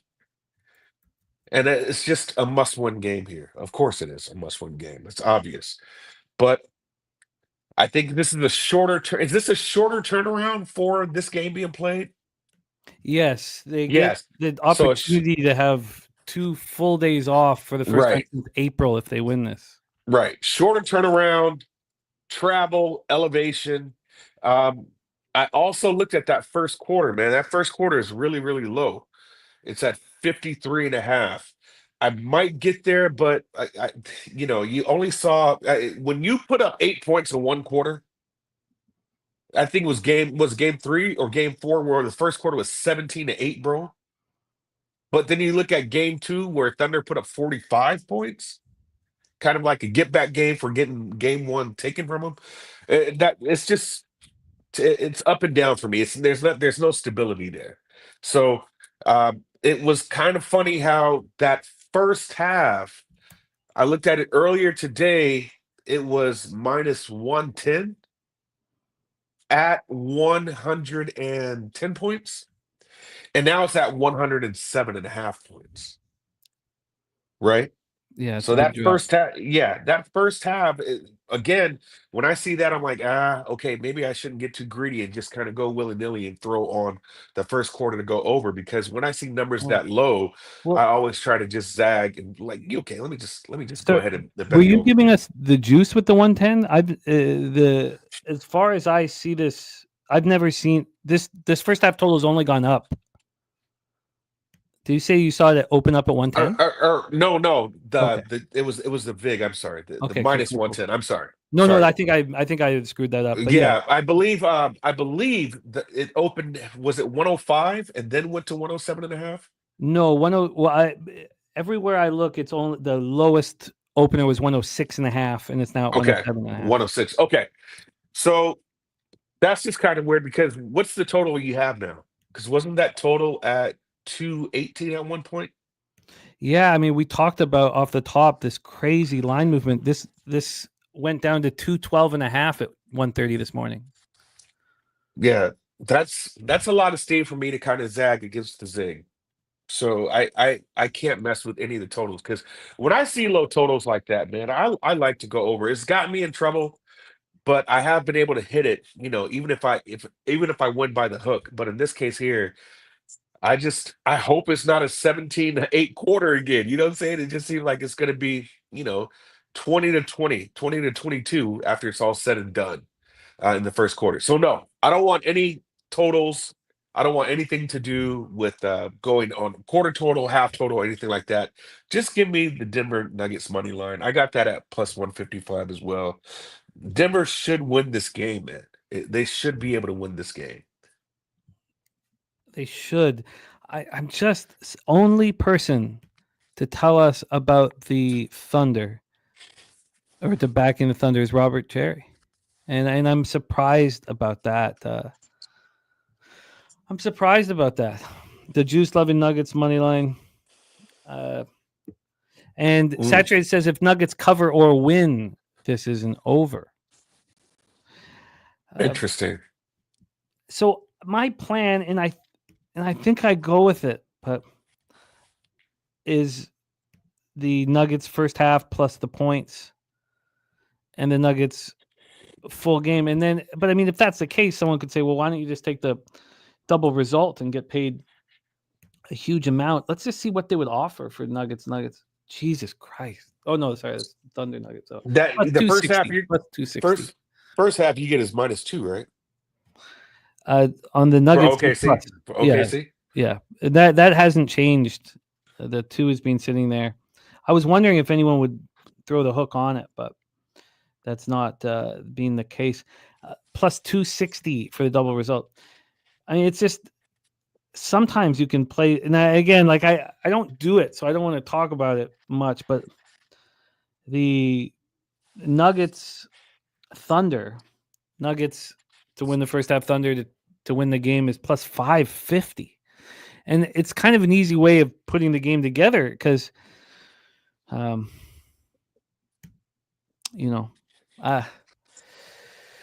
no, I want to join you guys on Nuggets. I'm just surprised. I'll get past it. And it's not that I need to. Resmob says Thunder also have 5 straight first half wins at Ball Arena. When I watched Jamal Murray and Jokic a little bit, mostly Jamal Murray talk about the game here, drinking his protein shake, he looked like someone who's been there and won. He just looked so calm. He was so in control. Jokic said they're going to play the best game, but Jamal Murray was just so not like, it wasn't that he was nonchalant. It was just that he's certain they're going to win. And I think I like that. Let me this, because I didn't step on it, but I noticed the attempts are going up, even in the chat. What do you think about Christian Brown threes? Highly juiced to the over is at 1.5 right now, but if I'm looking at the last games, Christian Braun gave you 8 attempts last game. He gave you 9 attempts the game before. And then he gave you 6 attempts the game prior. And he hit 2 threes in those last 3 games. What do you guys think about? Because I want to get there. I believe the attempts are going to be there. But what do you think about 2 threes? I can't cap like that. Like Okay. and I'm not saying that it's not a financially successful way of handling things. I just I love, like, sports is the only thing I watch, and I can't be focused on Christian Brown or I'll lose my fucking mind. I can't be sitting there going, I just can't, like, I can't, I'll get so upset. I can't, whenever I'm watching for one guy to deliver for me, Right. I get so angry. I'm just not, I can't, like, this is still supposed to be fun. Saturday says Brown 75% last 4 games from the 3-point line. I just got to keep things simple. When I start getting cute, kind of like what I did with the Celtics, I should have just been on Celtics team total over in full game. Simple. But no, I got to think about it for way too long and end up on first quarter and double result. Like, I'm gonna step on it. all right. I'm making that play official. Christian Brown over 1.5 threes. Over 1.5 threes. And what was the juice on that? I've got it at 137. Minus 137. I plan on being on, and I'm pretty certain I'm just going to bet this when the show's over. I'm going to be on the Denver Nuggets first half +2. And I'm going to be on the Denver Nuggets money line. Again, I feel like the first quarter is the bet that should be made, though, because you know that Jokic's going to play the whole first quarter. He plays the whole first quarter. So why would I be on the first half? I just don't. I might be talking myself into a first quarter now. How do you only score 8 points in the first quarter? At home. Huh. I'd like that. So Nasty Nate's on the Nuggets second quarter. I'd like to hear from you guys in the chat. Jose, can you? Oh, Jose's not there. Oh, there he is. There he is coming back. Okay, here he is coming back. Jose, can you put up a poll for first quarter? What's the what's the chat saying? Because I can't see the comments. What's the chat saying about Christian Brown threes? I've made it official. He's averaging 1.75 threes a game, and his line's 1.5. Saturday says that's a true coin flip. So sorry, when I said 75% from 3, he's hit that last 4 games, at 1.75. Coin saying Brown shooting 25% from 3. What kind of poll did you want? Jose, can you put up a poll for what they think is the better bet between Nuggets first quarter +1 at -105 or Nuggets first half +2 at -110? All right, sorry. One more time with the bets. Nuggets first quarter +1 at -105 and Nuggets first half +2 at -110. All right, thank you. Thank you, my friend. Hi, Darryl. What's up? So, do you have anything to say to me, Darryl? No, your fucking team is gonna lose. That's what I'm gonna say. That's all I'm gonna say to you, Jose. You're not gonna send me condolences? No, not at all. All that shit you talked about the Lakers, man. This is What are you karma talking coming back about? at you. All the correct statements I said that you guys got a bailout fund from the league, and now you have a tubby fat fuck as your best player? Oh God. Oh God. I was just wondering. Don't you have a card to send to Tatum? Yeah, Like I a do. Get well soon card or something like that to Tatum. Yeah. I just know that my superstar is going to come back ready to go, and yours is a fat fuck who can't stay off the hookah. Oh, God. I'm not worried. We'll see. Love you, boy. all right. We have the best bet from BJ Nuggets +5 here. Okay. It does feel, I think that, okay, Jose, I'll ask Jose when he comes back, because it does feel like at this point that it does feel like the sharper action is on the points here. All right, I've Yeah. got a lot to think about. Man. 8. Brown is 8 for 31 from 3 in the series. He's just come alive. He's come alive these last 3 games. So again, I'm confident about Eric Gordon's props, right? Not really confident about Jamal Murray, but I do like Christian Brown to do good here. Well, I'm going to make 2 bets on the Denver Nuggets, and I screwed. If I was running nice and then I screwed everything up. I cannot believe that the Celtics were such a big casher for so many of my friends, and I lost $500 yesterday in NBA. Like I can't. So I'm overthinking things, but I'm going to be on either first quarter or first half. We have 26 votes in, and 58% like the first half plus 2 rather than the first quarter plus 1. And then I will, and Saturated says Nuggies first quarter is the play if you want to back the Nuggies. Beware OKC's defense is the first half plays out. I want Jokic out there for 12 minutes, and so I'm close to that. For our guy Derl, Gordon over 1.5 threes at -120, over 16.5 points at -109, and the Nuggets money line. And Brown 1.5. Yes, and Brown over 1.5 threes at -137. And I've got to figure my shit out, and I will drop it here on X once I bet it. My man Derl, do you want to give us an idea of your plan? I know you've talked about the Knicks. I am on the Knicks tomorrow. I know it's not on the schedule, but did you want to talk? Do you have a plan? Have you bet tomorrow's action? No, I haven't. I have not, and I'll tell you why. This year to me, I feel it has been my worst postseason performance.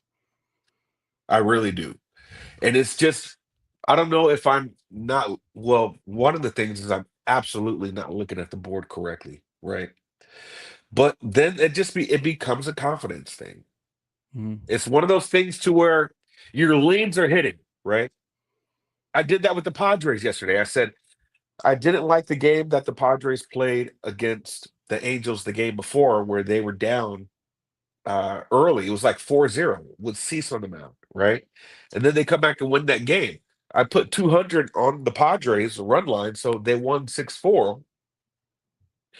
And then I said, oh, okay, the Padres should play a better game.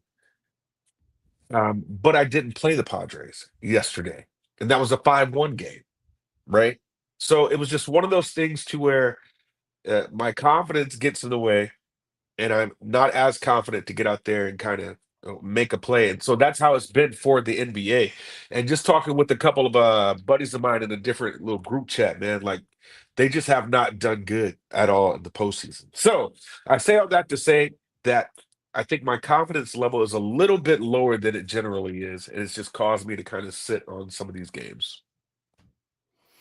No, I hear you, and that's part of the game. The chat Right. saying, Billy Freer saying, trust in your cap, Darryl. I've always known you to be sharp as fuck in the NBA postseason. And AOD said, I don't give a fucking shit what the spread is or what stake you're on, Darryl. I believe so. Billy Freer said, I think simplifying things help. I think that's a great point. Darryl. That is great. Because I complicated things with the Celtics and rued the consequences. I popped Darryl's X handle here in the chat at It's Darryl. I am on the Knicks -2 and double result plus 130. Really? Yeah, I am tomorrow. And I'm looking forward to see what happens with that line. Interestingly enough, for all of you guys watching baseball, we're back at a 7.5 in Twins-Orioles. Maybe that 6.5 will get here at some point. But then the Twins bullpen is good, and they're up 3-0, and their arms are available. It was the birthday pick from TJ. Darryl, thank you for rocking with us. Appreciate it. We've got lots of playoff action left for us. So absolutely. Heat up with these 4 bets, and let's attack next week as well, Let's my get friend. it. Any All right. last words for the Captors supporting the show, my guy? Yeah, man. Y'all be cool out there. Make sure you're always being safe, man. Stay safe. Love the ones you love, and I will see you next week. There he is, Darryl Rice in the house. It is time to move on to the National Hockey League. But look at Coin. Teams that trail at half are 45-21-1 in the second half in these playoffs. Is that not the craziest stat? Coin, that is absolutely crazy. Dougie, why I thought you're on the under for Hartenstein there. And TJ says Baltimore, the plate looks lost. Recommend against the live over. Yeah, maybe it saved me money. Maybe that anger was not necessary. Yeah, under 11.5 points is the free bands play today from Hartenstein. All right, let's talk National Hockey League. We are at taint hair under 20 units on the season. It's not enough. My first year doing this publicly, it's the reason why I got to stay. At that time, all the people that they brought down to Costa Rica, other than Peter, of course, they brought down different cabbers, from America. They hadn't lasted. And then a couple of the guys I knew weren't renewed after the 3 months. And I got up 43 units that first year. I didn't close the season up 43, but I got up 43.2 units. It was my high water mark. And I know that I got a 50 unit season in me. And if I can get to 50, then I know I can get to 100. Now, that's not going to happen this year. But you got to set high goals here. Pig Milk play of the day is in, and it is Dallas +5 and plus 105. We go for 5 in a row. Judge RBI cashed big yesterday. Pig Milk delivering. Let's copy and paste that. AM on the Hurricanes, Capitals over 5.5. Honestly, I think that is a sharp look, and we're going to discuss, why I'm not on the under 1.5 first period. It's just the line doesn't make sense, and we'll talk about it. So let's get to work. We cashed the Panthers plus 1.5 series. I should have gone money line. Could have gone money line. Turnsy says I'm on the Caps here, win or lose. Let's break this one down and let's get to work here. East second round, game 5, Carolina leading the series 3-1. I love this series. I bet 2 unders in games 1 and 2, and then I bet the Hurricanes -1 in games 3. I'm 3-0. Those are the only bets I've made here. Roy saying that third quarter Nuggets is a look. It is, because they're fresh in the third quarter, Roy. And then the fourth quarter, they suffer. That's what's kind of leading me towards the first quarter. Let's go back to that vote here. 53 on the first half, 47 on the first quarter. Okay. All right, let's get into the line history here. Game 1, Capitals, Hurricanes. Game 1 of the NHL card tonight, but game 5 of the series. These are such fun series. I mean, it makes it more fun when you're making money, but I've enjoyed them all.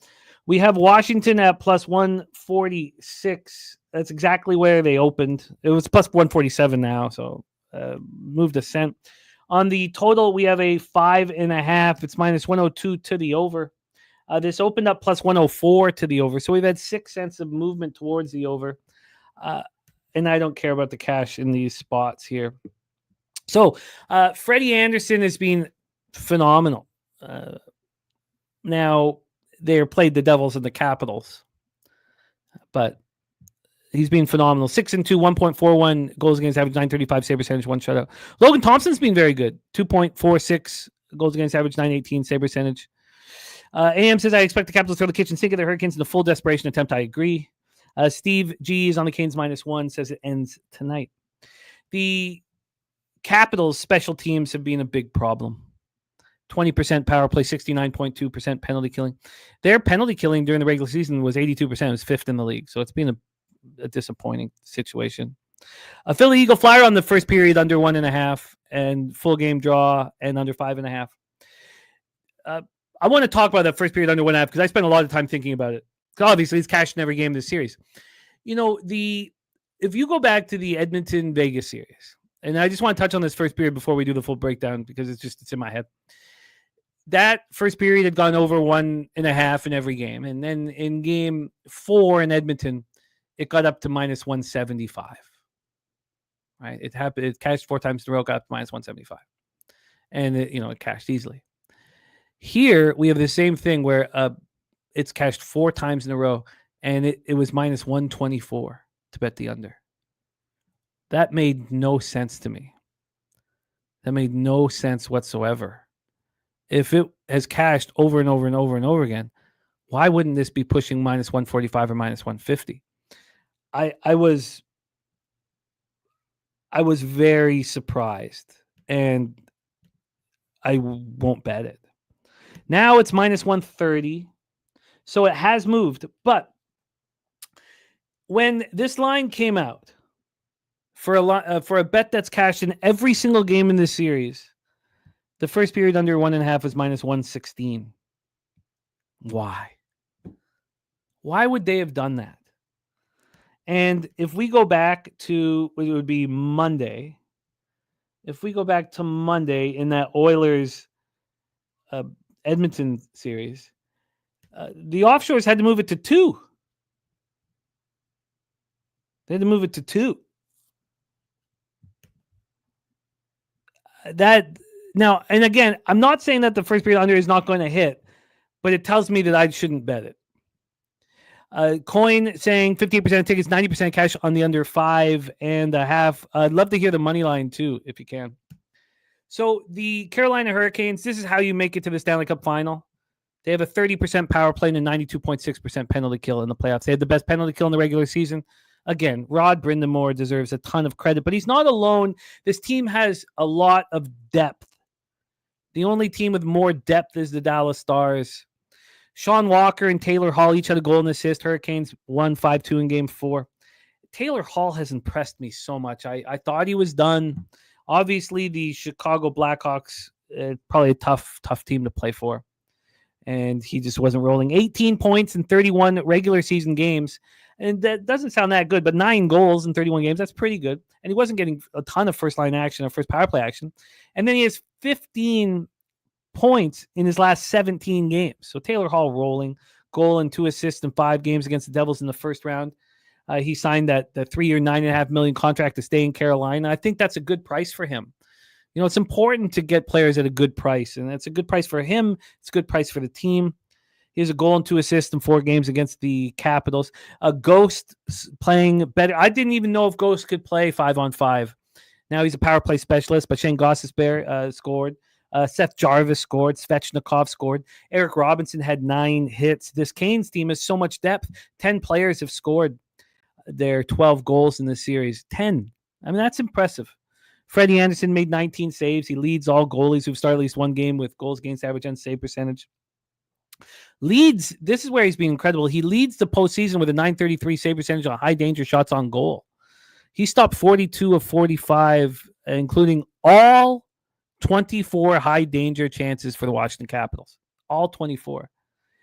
That's impressive. So he's a .933 save percentage on high danger shots on goal. The league average is .804. That's very impressive. Thank you, True Alama, man. Turnsey said, I'll never forget when Taylor Hall got punched out at the Beach Bar and Grill in Windsor and had his memorial cup ring stolen off his hand for being a douchebag. Look, he's taken a lot of heat. It does feel like he's matured. It does. And same breakdown on the first quarter. Boston was the first period over here. Interesting, Sean. Interesting. Turnsey said he watched it all. Wager saying 9 of the Canes playoff games this year went to overtime. 2 and Sorry, can you hit with that again, Wager Detective? Because obviously 9 haven't gone. You mean 3 of the 9? Okay, sorry, I think you're just missing 3 of. Okay, yeah, 3 of the 9. Okay, so Hurricanes penalty kill 25 of 27 in the playoffs, again 92.6%, and it's suffocating. They're suffocating the Capitals. The Ovi did score on a 5-on-3, but Washington's had 21 shots on goal in each of the past 3 games, 14 in Game 1. It's not enough, and that's why AM says they're going to throw everything with the kitchen sink, and they have to. Chikrin had a goal and assist. Ovechkin scored. That's his 77th career postseason goal, by the way, to pass Mario the Magnificent. To pass Mario Lemieux for 12th in NHL history. Logan Thompson made 33 saves. So Tom Wilson, who is phenomenally valuable, tough guy. This is what he says. He says, it's going to have to be all 4 lines, one after another, pushing. Sounds like they're moving Connor McMichael to the 3rd line center so they can just attack. He says, we're going to have to slowly try to push them out of the series. Now, I don't think that's going to happen. Steve G says, Caps look out of gas.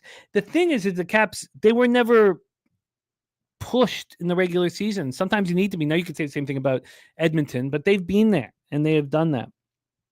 AM says, Capitals being completely outmatched all series. Don't hate the -1.5 for the Canes, but prefer an over, expecting the Capitals to take their chances early and late. I think that makes sense. Turnsy says he's training in the offseason with his buddy in Muskoka, and he's got a big part of his attitude change. That makes sense. I see a different Taylor Hall, especially than the one we saw, because I never saw him in Windsor, but the one in Edmonton here. So listen to this. The Capitals have not scored on a high danger shot on goal in the series. I mean, that's nuts. 24 high danger opportunities. Now, the Canes have only scored on 4 of their 24. That's an important piece here for those of you who are backing the Capitals, which I am not going to do. I said all year long that they're not as good as their record indicates, and I'm not going to flip here, even if I think that their character should show. You have to think that at some point they score on one of these high danger shots. They, during the regular season, were very good in high danger shots. They were 4th in the league. They scored on 137 of their 616 high danger shots on goal. You know, that's pretty good. 22.2%, and they're 0 for 24. You have to think that they get one here.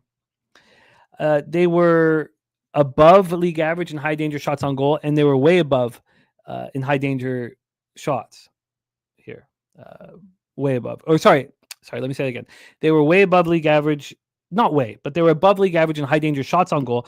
They were way above league average in goals on high danger shots. Way above. So we know that they're capable of scoring in these opportunities. They scored 3.49 goals per game. That was 2nd in the league. They've scored 6 goals in 4 games against the Hurricanes, and 5 with Anderson in net. They've got to be better. They have got to be better. And they can be. The Capitals come back from a 3-1 series deficit twice in their history. 1988 Patrick Division semifinals. Miss those names of the divisions. Smythe Division, now the Pacific. So that was 1988 against the Flyers. And then in 2009, quarterfinals, Eastern Conference quarterfinals against the New York Rangers. Ovechkin was on that team. So he can step up and say, look, I've seen our team do this before. We've done this before. He's capable of that. The Hurricanes finish teams off. Rod Brind'Amour is that kind of guy, you know. Don't forget who gave Eric Lindros his worst concussion. It's Rod Brind'Amour. And it was in the dressing room. And he punched him out. And then he went to the Bobby Clark and said, it's him or me. Bobby Clark picked Lindros. Lindros had banged I don't need to go into this story. But I did one time in Toronto hear, this was years and years ago, hear 2 writers, old school hockey writers, talk about the story. I was sitting right beside them, and I heard them talk about the story. It was like incredibly cool to hear it. But Rod Brind'Amour, 9-5 in closeout games, 4-3 on the road, and 1-0 in this postseason. The Capitals have to get shots on goal. I know that they have the same amount of high danger chances, but the Hurricanes have thrown everything in the net. Well, the Capitals haven't. The Hurricanes have outshot the Capitals 126-77. 126-77. Wait, detective. That was the story. I just didn't want to get into that part of it because, you know, who am I to talk about that shit? But that was the story, and Brind'Amour knocked him out. Ovechkin has 11 shots and 1 goal. Dylan Strome has 6 shots and no goals. They have to step up. Have to. Turnsy, I do feel good, but it's not going to make me that much money. And someday I'd like to change this and hope the unit size climbs, because plus 350 is what I got to win the West for $500. And then I'm going to lose the $500 that I bet on Dallas. And then I have, plus 800 for $500. So, at some point in my career, when I'm right like this, I would like it to be a $20,000, $25,000 score, not a, $5,000-$6,000 score, but I can work on that end. When it's all said and done, I'm not betting this because I wanted to bet the first period under 1.5, and opening up minus 116 if it's cash 4 times in a row just doesn't make sense to me. And I do trust the Capitals' character, and I don't want the Hurricanes at this price on the road. And the only time I bet the Hurricanes at home was when I got minus 182 or something like that. They were minus 182 offshore, and I got the minus 1 line, but it was minus 182 money line. Now that money line ended up getting up to minus 250, but that's too expensive. So the Capitals have to, like AM saying, just push everything at the net. Take every shot. Let's move on. 9:30 p.m. Eastern. I've been thinking a lot about this game, Dallas-Winnipeg, because what kept me off betting the Oilers was also, I've made a lot of money on them. And also, Turnsy, it does make me feel really good to cash that big score on the 4-2. It does allow me to make, we are going to clear a good amount of money. I just mean on those future bets aren't going to pay out that much. So here, I said to you guys that I believed in the Golden Knights championship pedigree and they were going to play their best game. And they did. And so while I was sitting there thinking about all that, I was like, well, I don't believe in the Winnipeg Jets. They don't have a championship pedigree. And, earlier in this series, AM was shocked at my disrespect for the Winnipeg Jets. And, well, I guess it's still here. And because of that, I must pull the trigger again. And I didn't feel that way with the Oilers Vegas spot. Now, I've made a lot more money on the Oilers than I've made on the Stars. But when it came down to it this morning, I was like, wait, my whole ideology of why I wasn't going to hit the Oilers again, well, it doesn't play here. It doesn't play here. And I haven't bet it yet. And I want to say this stuff out loud and I want to talk it out because I expect at the end of this breakdown to be on the Dallas Stars. AM says you can trust the Jets at home in an elimination game. Wager Detective on the Jets money line. AM on the Jets money line. Yeah, you can trust them to play a good game at home. But let's break this down further. And I haven't bet it yet, and that's a big part of this. But let's go. So we have Jake Ottinger versus Connor Hellebuck. Hellebuck is got a 3.48 goals against average, 51 save percentage in the playoffs. Now at home in the playoffs, he has a 1.99 goals against average and a 902 save percentage. So he has done that. Coin says 83% of tickets, 87% cash on the under, 74% of tickets, and 77% cash on Winnipeg. It's a lot of money on Winnipeg. Let's take a look at the line history here. This total is a 5.5 minus 109 to the over. That tells me that Winnipeg is vulnerable. If all that money was on the under, you think, maybe it'd be moving in that direction. And Dallas is now plus 111. They opened up at minus 103. So there's been 14 cents of movement. That's interesting. So it means that the books are acknowledging the Jets. They moved at 14 cents, but that's a lot of money on them. 74 and 77. We talked about how Hellebuck is capable of being better at home. And we know, of course, they've beaten the Stars at home in Game 2. They won 4-0, and he shut out the Stars. The Jets' power play that was first in the National Hockey League is hitting at 15.8%. Well, you get knocked out of the playoffs. Their penalty kill, which was league average, basically, is at 73%.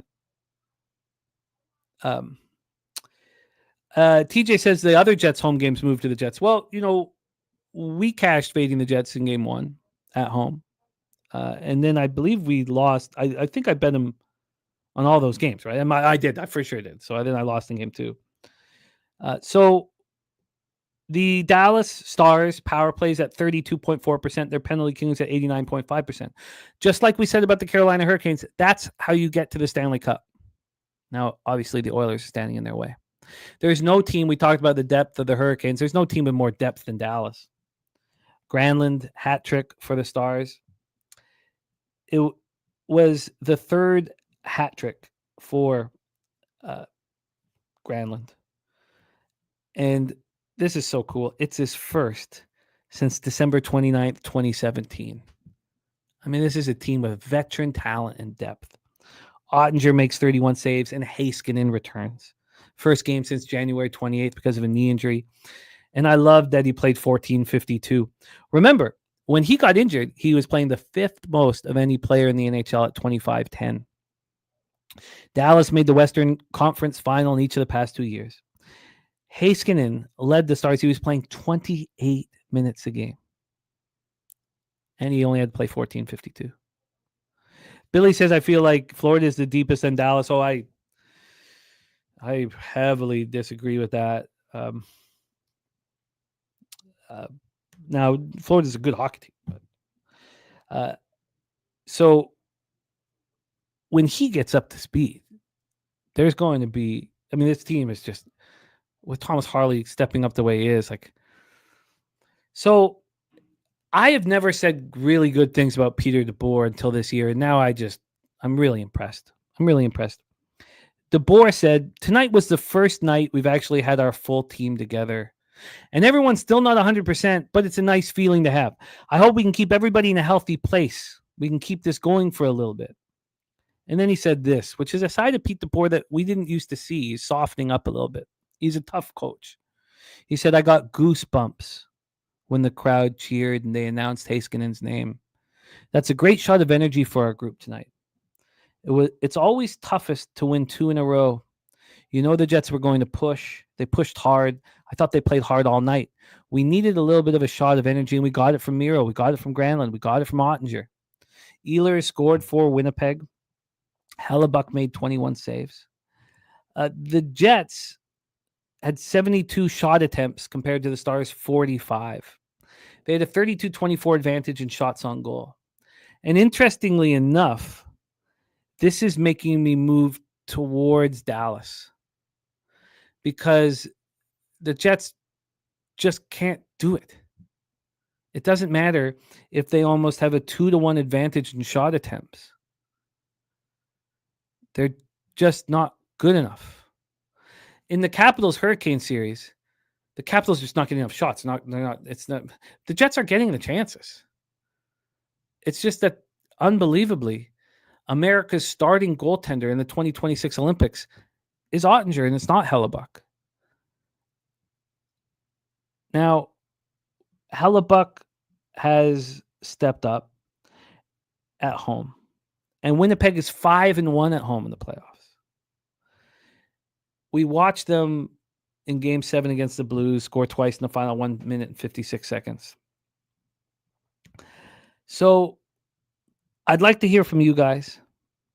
I'm very interested with what all you have to say. AM said, I'll be on the Stars in Game 6, but it's a good jet spot. Yeah, it's a good jet spot. I get it. Says this was real simple for me. You can trust the Jets at home. It's been true all playoffs and was true all season. Yeah. The Jets this year were 37-4 at home. TJ says, I think I might move on this for the first time. Away goals minus 120. One of these two teams wins an elimination game by multiple goals. Hell, they both might. But if the home team wins, I expect it to be close. I think that is a great angle.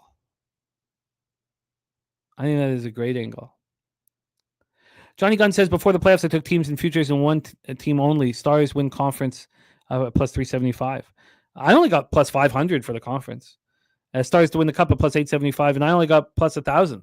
So, I mean, and he's been betting them every game 150 pot. Not going to stop either. I get it. Robot Glock says Dallas does not need this game. See, I disagree.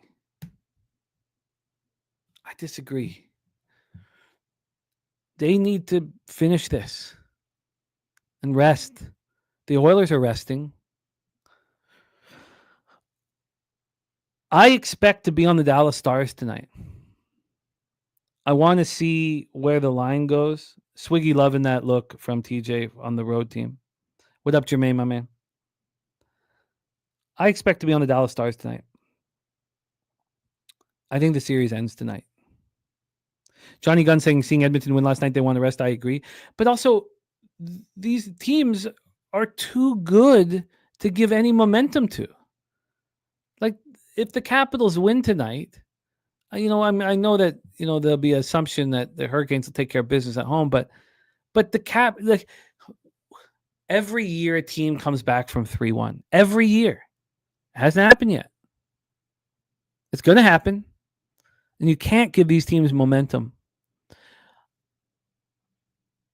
I think that Winnipeg is snake bit.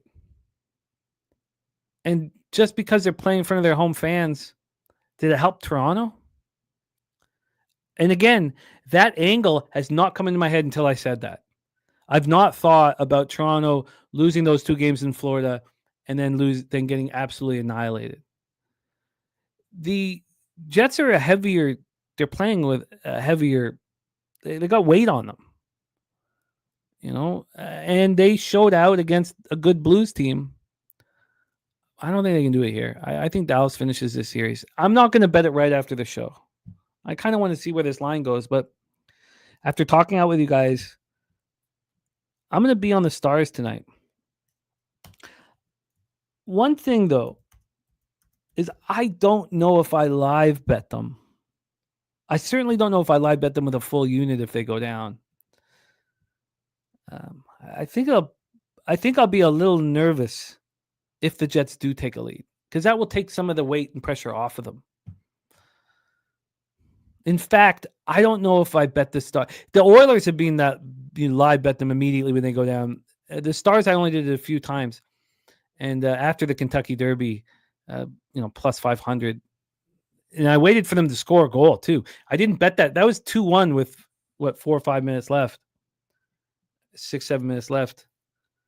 That's my favorite live bet of the playoffs, honestly, was. And again, but I needed the sign. When they were down 2-0, I'm sure other guys got plus 1,000 or something like that, but I need a sign from the team. And when they made it 2-1, I was like, oh, there's the sign. And I got 500. And it was, that was such a wonderful day. Cash the Derby, cash the Dallas, and then get them live. That was like one of my favorite days of capping in my life. Billy Friedrich says, let's be honest, Jets got lucky in that Blues series. Blues lost that series. Jets did not win it. Yeah, I hear the sentiment, AM, that they're a shaky road team. I don't think we've seen that this year in the playoffs. I think that win game 1 in Winnipeg was very impressive. But why don't we just do that here as a final thing? I am on Corey Connors again, like I said, in every major now. So it's just now. Remember, it was 75-4. Now it's going to be this way for every major. There's 100 to win, 100 top 5, 100 top 10, and if he ever gets one, then we're laughing.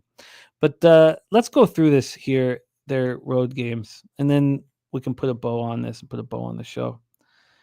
The Dallas Stars. Let's go through this here. Okay. So against the Abs, they win 2-1, and then they lose 4-0, which is exactly what happened in here. They beat the Jets in game 1, and then they lose 4-0. Wow. And then they lose 7-4, so they went 1-2. So they're 2-3 on the road. Yeah. I think it's time. Robert Cherry says, oh, nice job. Mr. Belvedere, I bet that you remember when I was telling you guys, hammering it to you guys, when Seguin went down, when Seguin got hurt, and they were going to have the LITR money, which got them Rantanen. It's got to be our angle every year. If there's a really good team that loses a star player, because they also lost Heiskanen, right? And that was LTIR, long-term injury reserve, LTIR. When they lost Heiskanen too, I was like, we just have to do it each time. Billy Friedman said, I'd argue that the Avs are a much better team than the Jets. I would agree with that. Robert Cherry, I don't think I'm going to save my bankroll. Thank you, though. I think the Stars can finish this off. And I'm going to bet them. I'm not going to bet them right after the show. I want to see where it ends up. So I'm going to be on the Stars tonight. And look, if I lose this bet, it is what it is. Steve G on Rantanen for a point. Steve G, I wonder, Steve G, could you let me know, if you don't mind, in the chat, like what it feels like? I've never experienced what you are experiencing. I've never had a player on the Canucks for years and years and years want a big contract, not really get to the down and dirty negotiations and get traded, and then watch him star. I'd be curious because I've never had that experience. And is it really painful? Is it not that bad? Did you understand the financial crunch? I'd be interested to hear. Yeah, I'm gonna bet the Stars tonight. I'm with you, Johnny. And if it doesn't come through, it doesn't come through. But I think there's a weight on the Jets, and the Jets have always. I remember in the '80s, the Jets could never come out of the Smythe because the Oilers were there. It just feels like they're just never going to be good enough. And rest in peace to the great Dale Howardchuk. All right, there it is. That is NHL Breakdowns, and that is our show for Thursday, May 15th. This is the earliest our Thursday show has ended. It is wonderful that I'm not going to have to rush to get Carter to basketball practice. This is beautiful. Billy says, I think both of these games go under. I think that road bet is very interesting. And look at Nasty. Cash Braves first 5. Cash Twins first 5. Cash Reds first 5. That is beautiful. Absolutely, absolutely beautiful. It's TJ's birthday, and I don't have I'll have to come up with a bet for you, TJ, and I'll have to think about it here because I don't know if there's this 9-game card, and I'll have to think about it. Wager says the former Atlanta Thrashers. Yeah. You hear what's going on with Ilya Kovalchuk? It's got some court issues. Roy says if the Stars versus Oilers, who you on? Roy says if it's Stars versus Oilers, who you on? I've thought about that, Roy, and you know how. And I hate this. I hate that it's going to be maybe boring breakdowns, and I will look for opportunities. But you know how most touts don't bet. They don't bet. When I first heard that, I was just astonished but interested. Like, what do I know? I was 2016. It was 2016. I was at the IFBC in Costa Rica, and I'd never really been around all these cappers and stuff like that. And a very famous capper or tout, very famous tout, told me, and he said, he looked at me in the eyes and said, "Why would I mess with my bottom line?" Of course. Why would you? There's no reason to make these bets. I mean, you have to win so that you keep selling your picks, but why make a single bet? Well, I make more if Dallas wins, but I'll have 500 on the Oilers at plus 350 to win that series. I'll have 500 on the Stars at plus 500 to win that series. I don't see the point in making a bet. Why mess with my bottom line?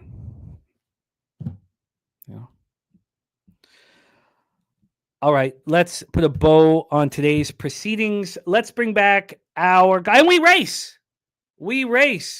Let's bring back our guy, Mr. Jose Bouquet, to the telecast. Jose, my friend, are we ready to race? I guess we haven't set it up yet, have we?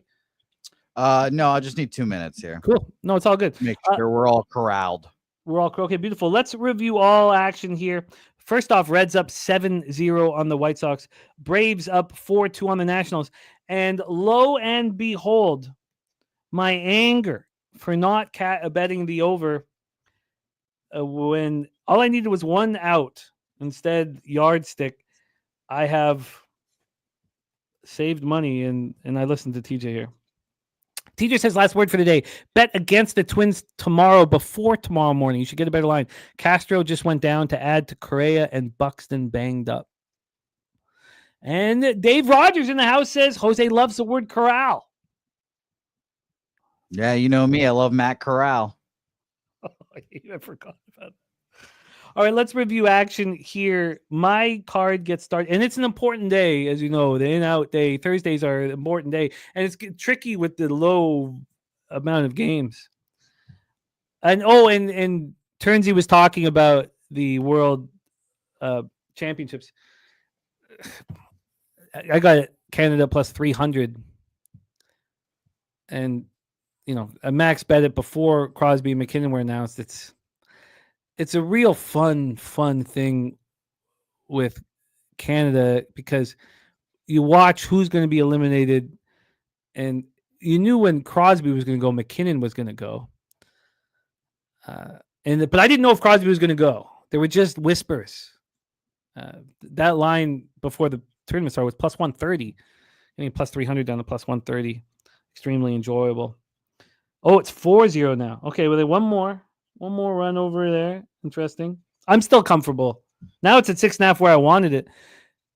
The issue is that the Orioles aren't going to score, so you need it all from the Twins, which you could get, but I'm fine being out of it.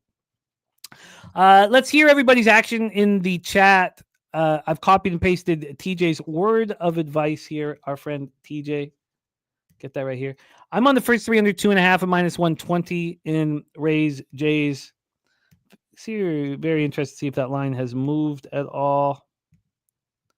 Let's see here we go. Oh, we're back to an 8. That's a good sign, and it's a real 8. Oh, but the 2.5 has not moved. Okay, because that was an 8.5 a little while ago. Then I might move on the Astros. I want to wait on that. I am on the first 3 under 2 in Texas Rangers, Houston. And then the over that Jose and Spooner are on in Oakland Dodgers I need to work on. Then in basketball, I'm going to be betting Denver. I'm making 2 bets on Denver. I just have to figure out exactly how to do it. I kind of want Jokic on. I kind of want that first quarter. And let's go to the vote. 72 votes. Thank you guys for voting. It's 51-49. Wow. Isn't that interesting? That's so interesting. We have Mr. Belvedere, Orioles -123, White Sox, Cincinnati under 9.5, Nuggets +4.5, and Stars +11. Let's get that under in Chicago, Cincinnati for you. That live total is 8.5, so should be in business there. The under 7 is now juiced for Houston, Texas. Okay. I like that. I wonder if I move on Astros. I'll need to think about that. We had best bet from BJ's Denver Nuggets +5. Our guy Derl gave us Aaron Gordon over 1.5 threes, over 6.5 points, Nuggets money line, and Brown over 1.5 threes. You know who was Aaron Gordon's biggest fan, Jose, in college, and was telling me nonstop about how good he was going to be? Sonny Dollywall. That looks like a guy that, it makes sense. I interviewed Aaron Gordon once. Shout out to him. Was he a good guy? Kind of, yeah. I was like a young kid. I asked him once who the funny. My last question was like, "Oh yeah, who's the funniest guy in the locker room?" Something like that. And he's like, "Yeah, I'll just keep that in the locker room, thanks." Like, okay, cool. and then he proceeded to get his ass kicked in the dunk contest. That was the year after he had the good one. So that's funny. That's funny. And then in NHL, I'm going to be on Dallas. I'll be on Dallas. So there it is. I'm excited. It's nice to have a bit of a reprieve from a heavy. We're going to have a monstrous show tomorrow. Monstrous show tomorrow. Jose, could you review your action and then let's race? Yeah, I'm basically only on the over in the A's Dodgers game. I'm currently on the over in the White Sox Reds 7. I'm on the over 9.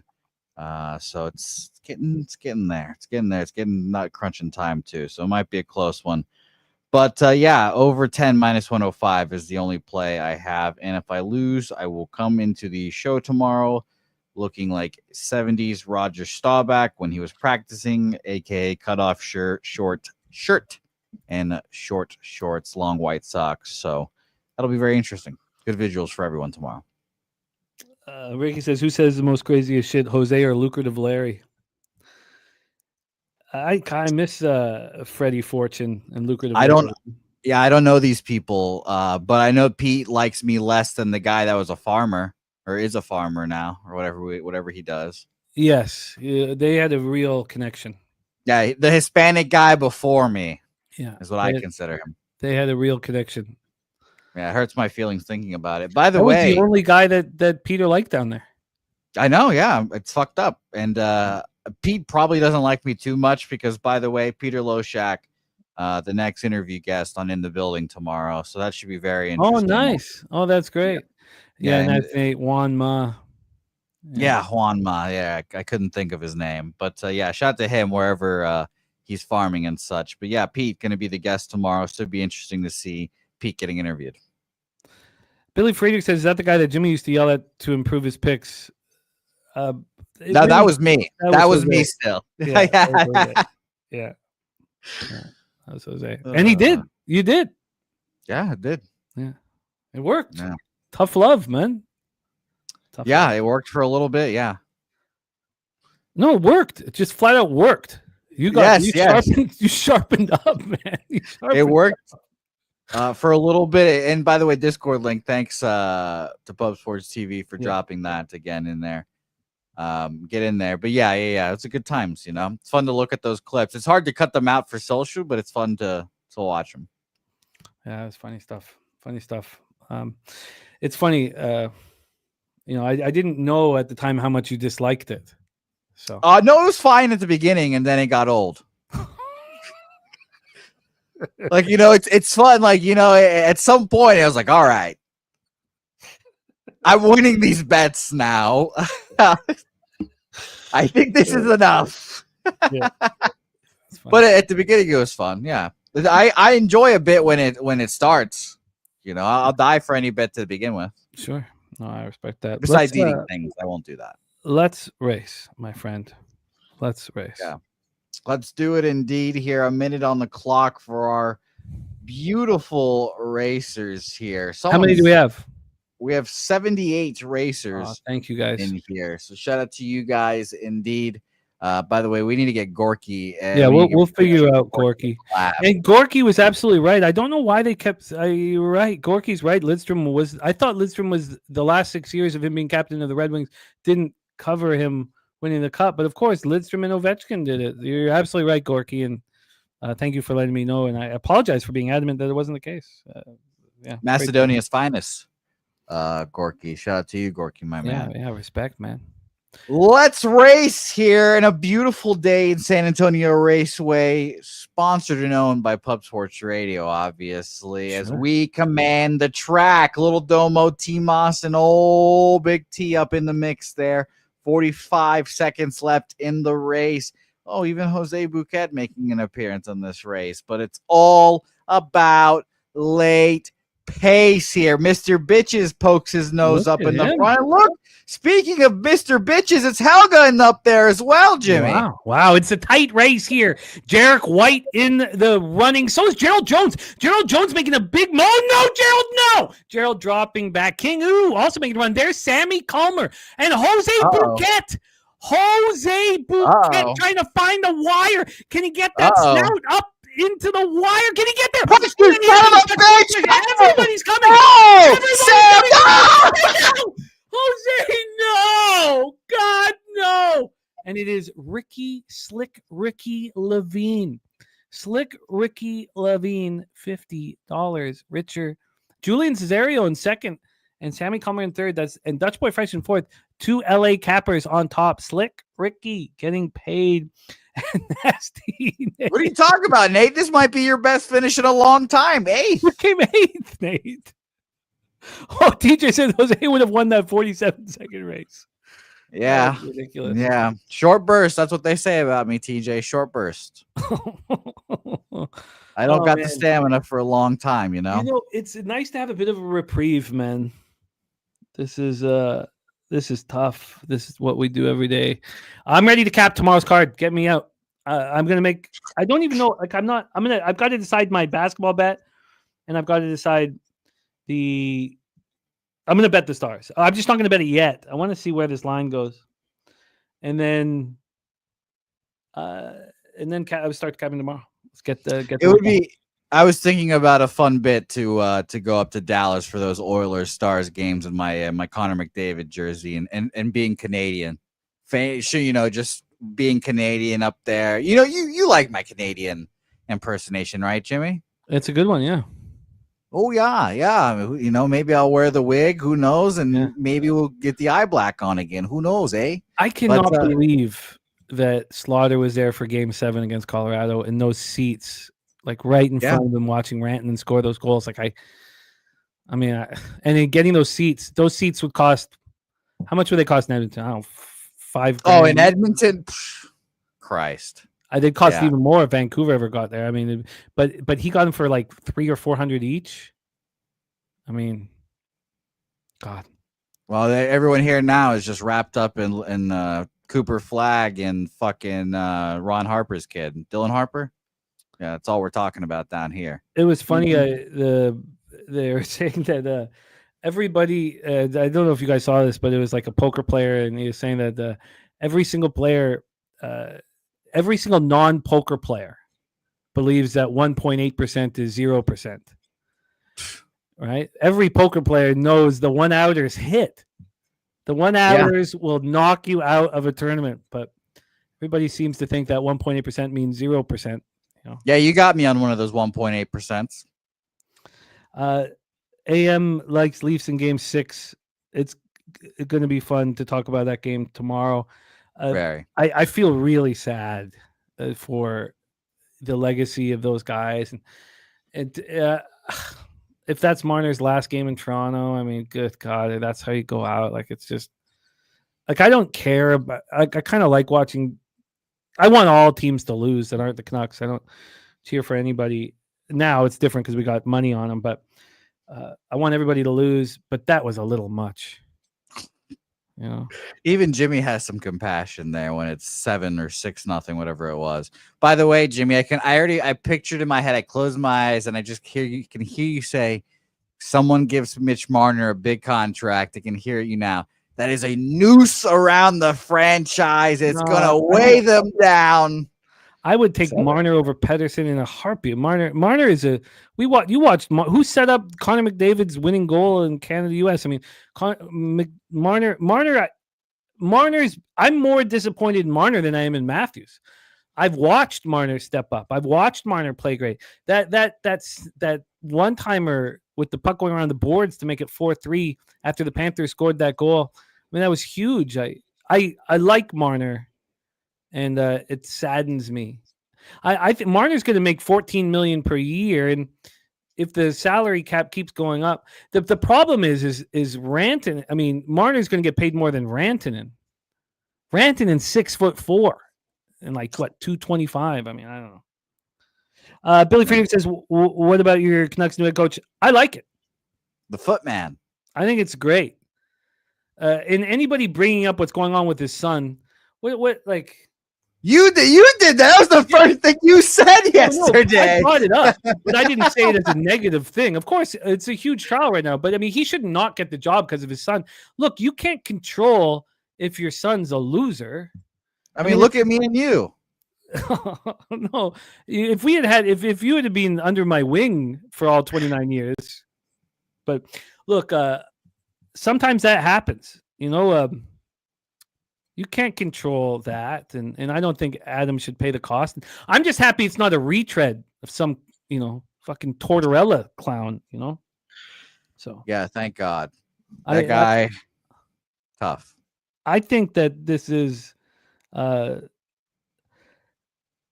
it's interesting. Robot Glock saying Andy Reid son. I think that one of the problems is that when you're a head coach or you're a professional hockey player, you're probably not around enough for your child.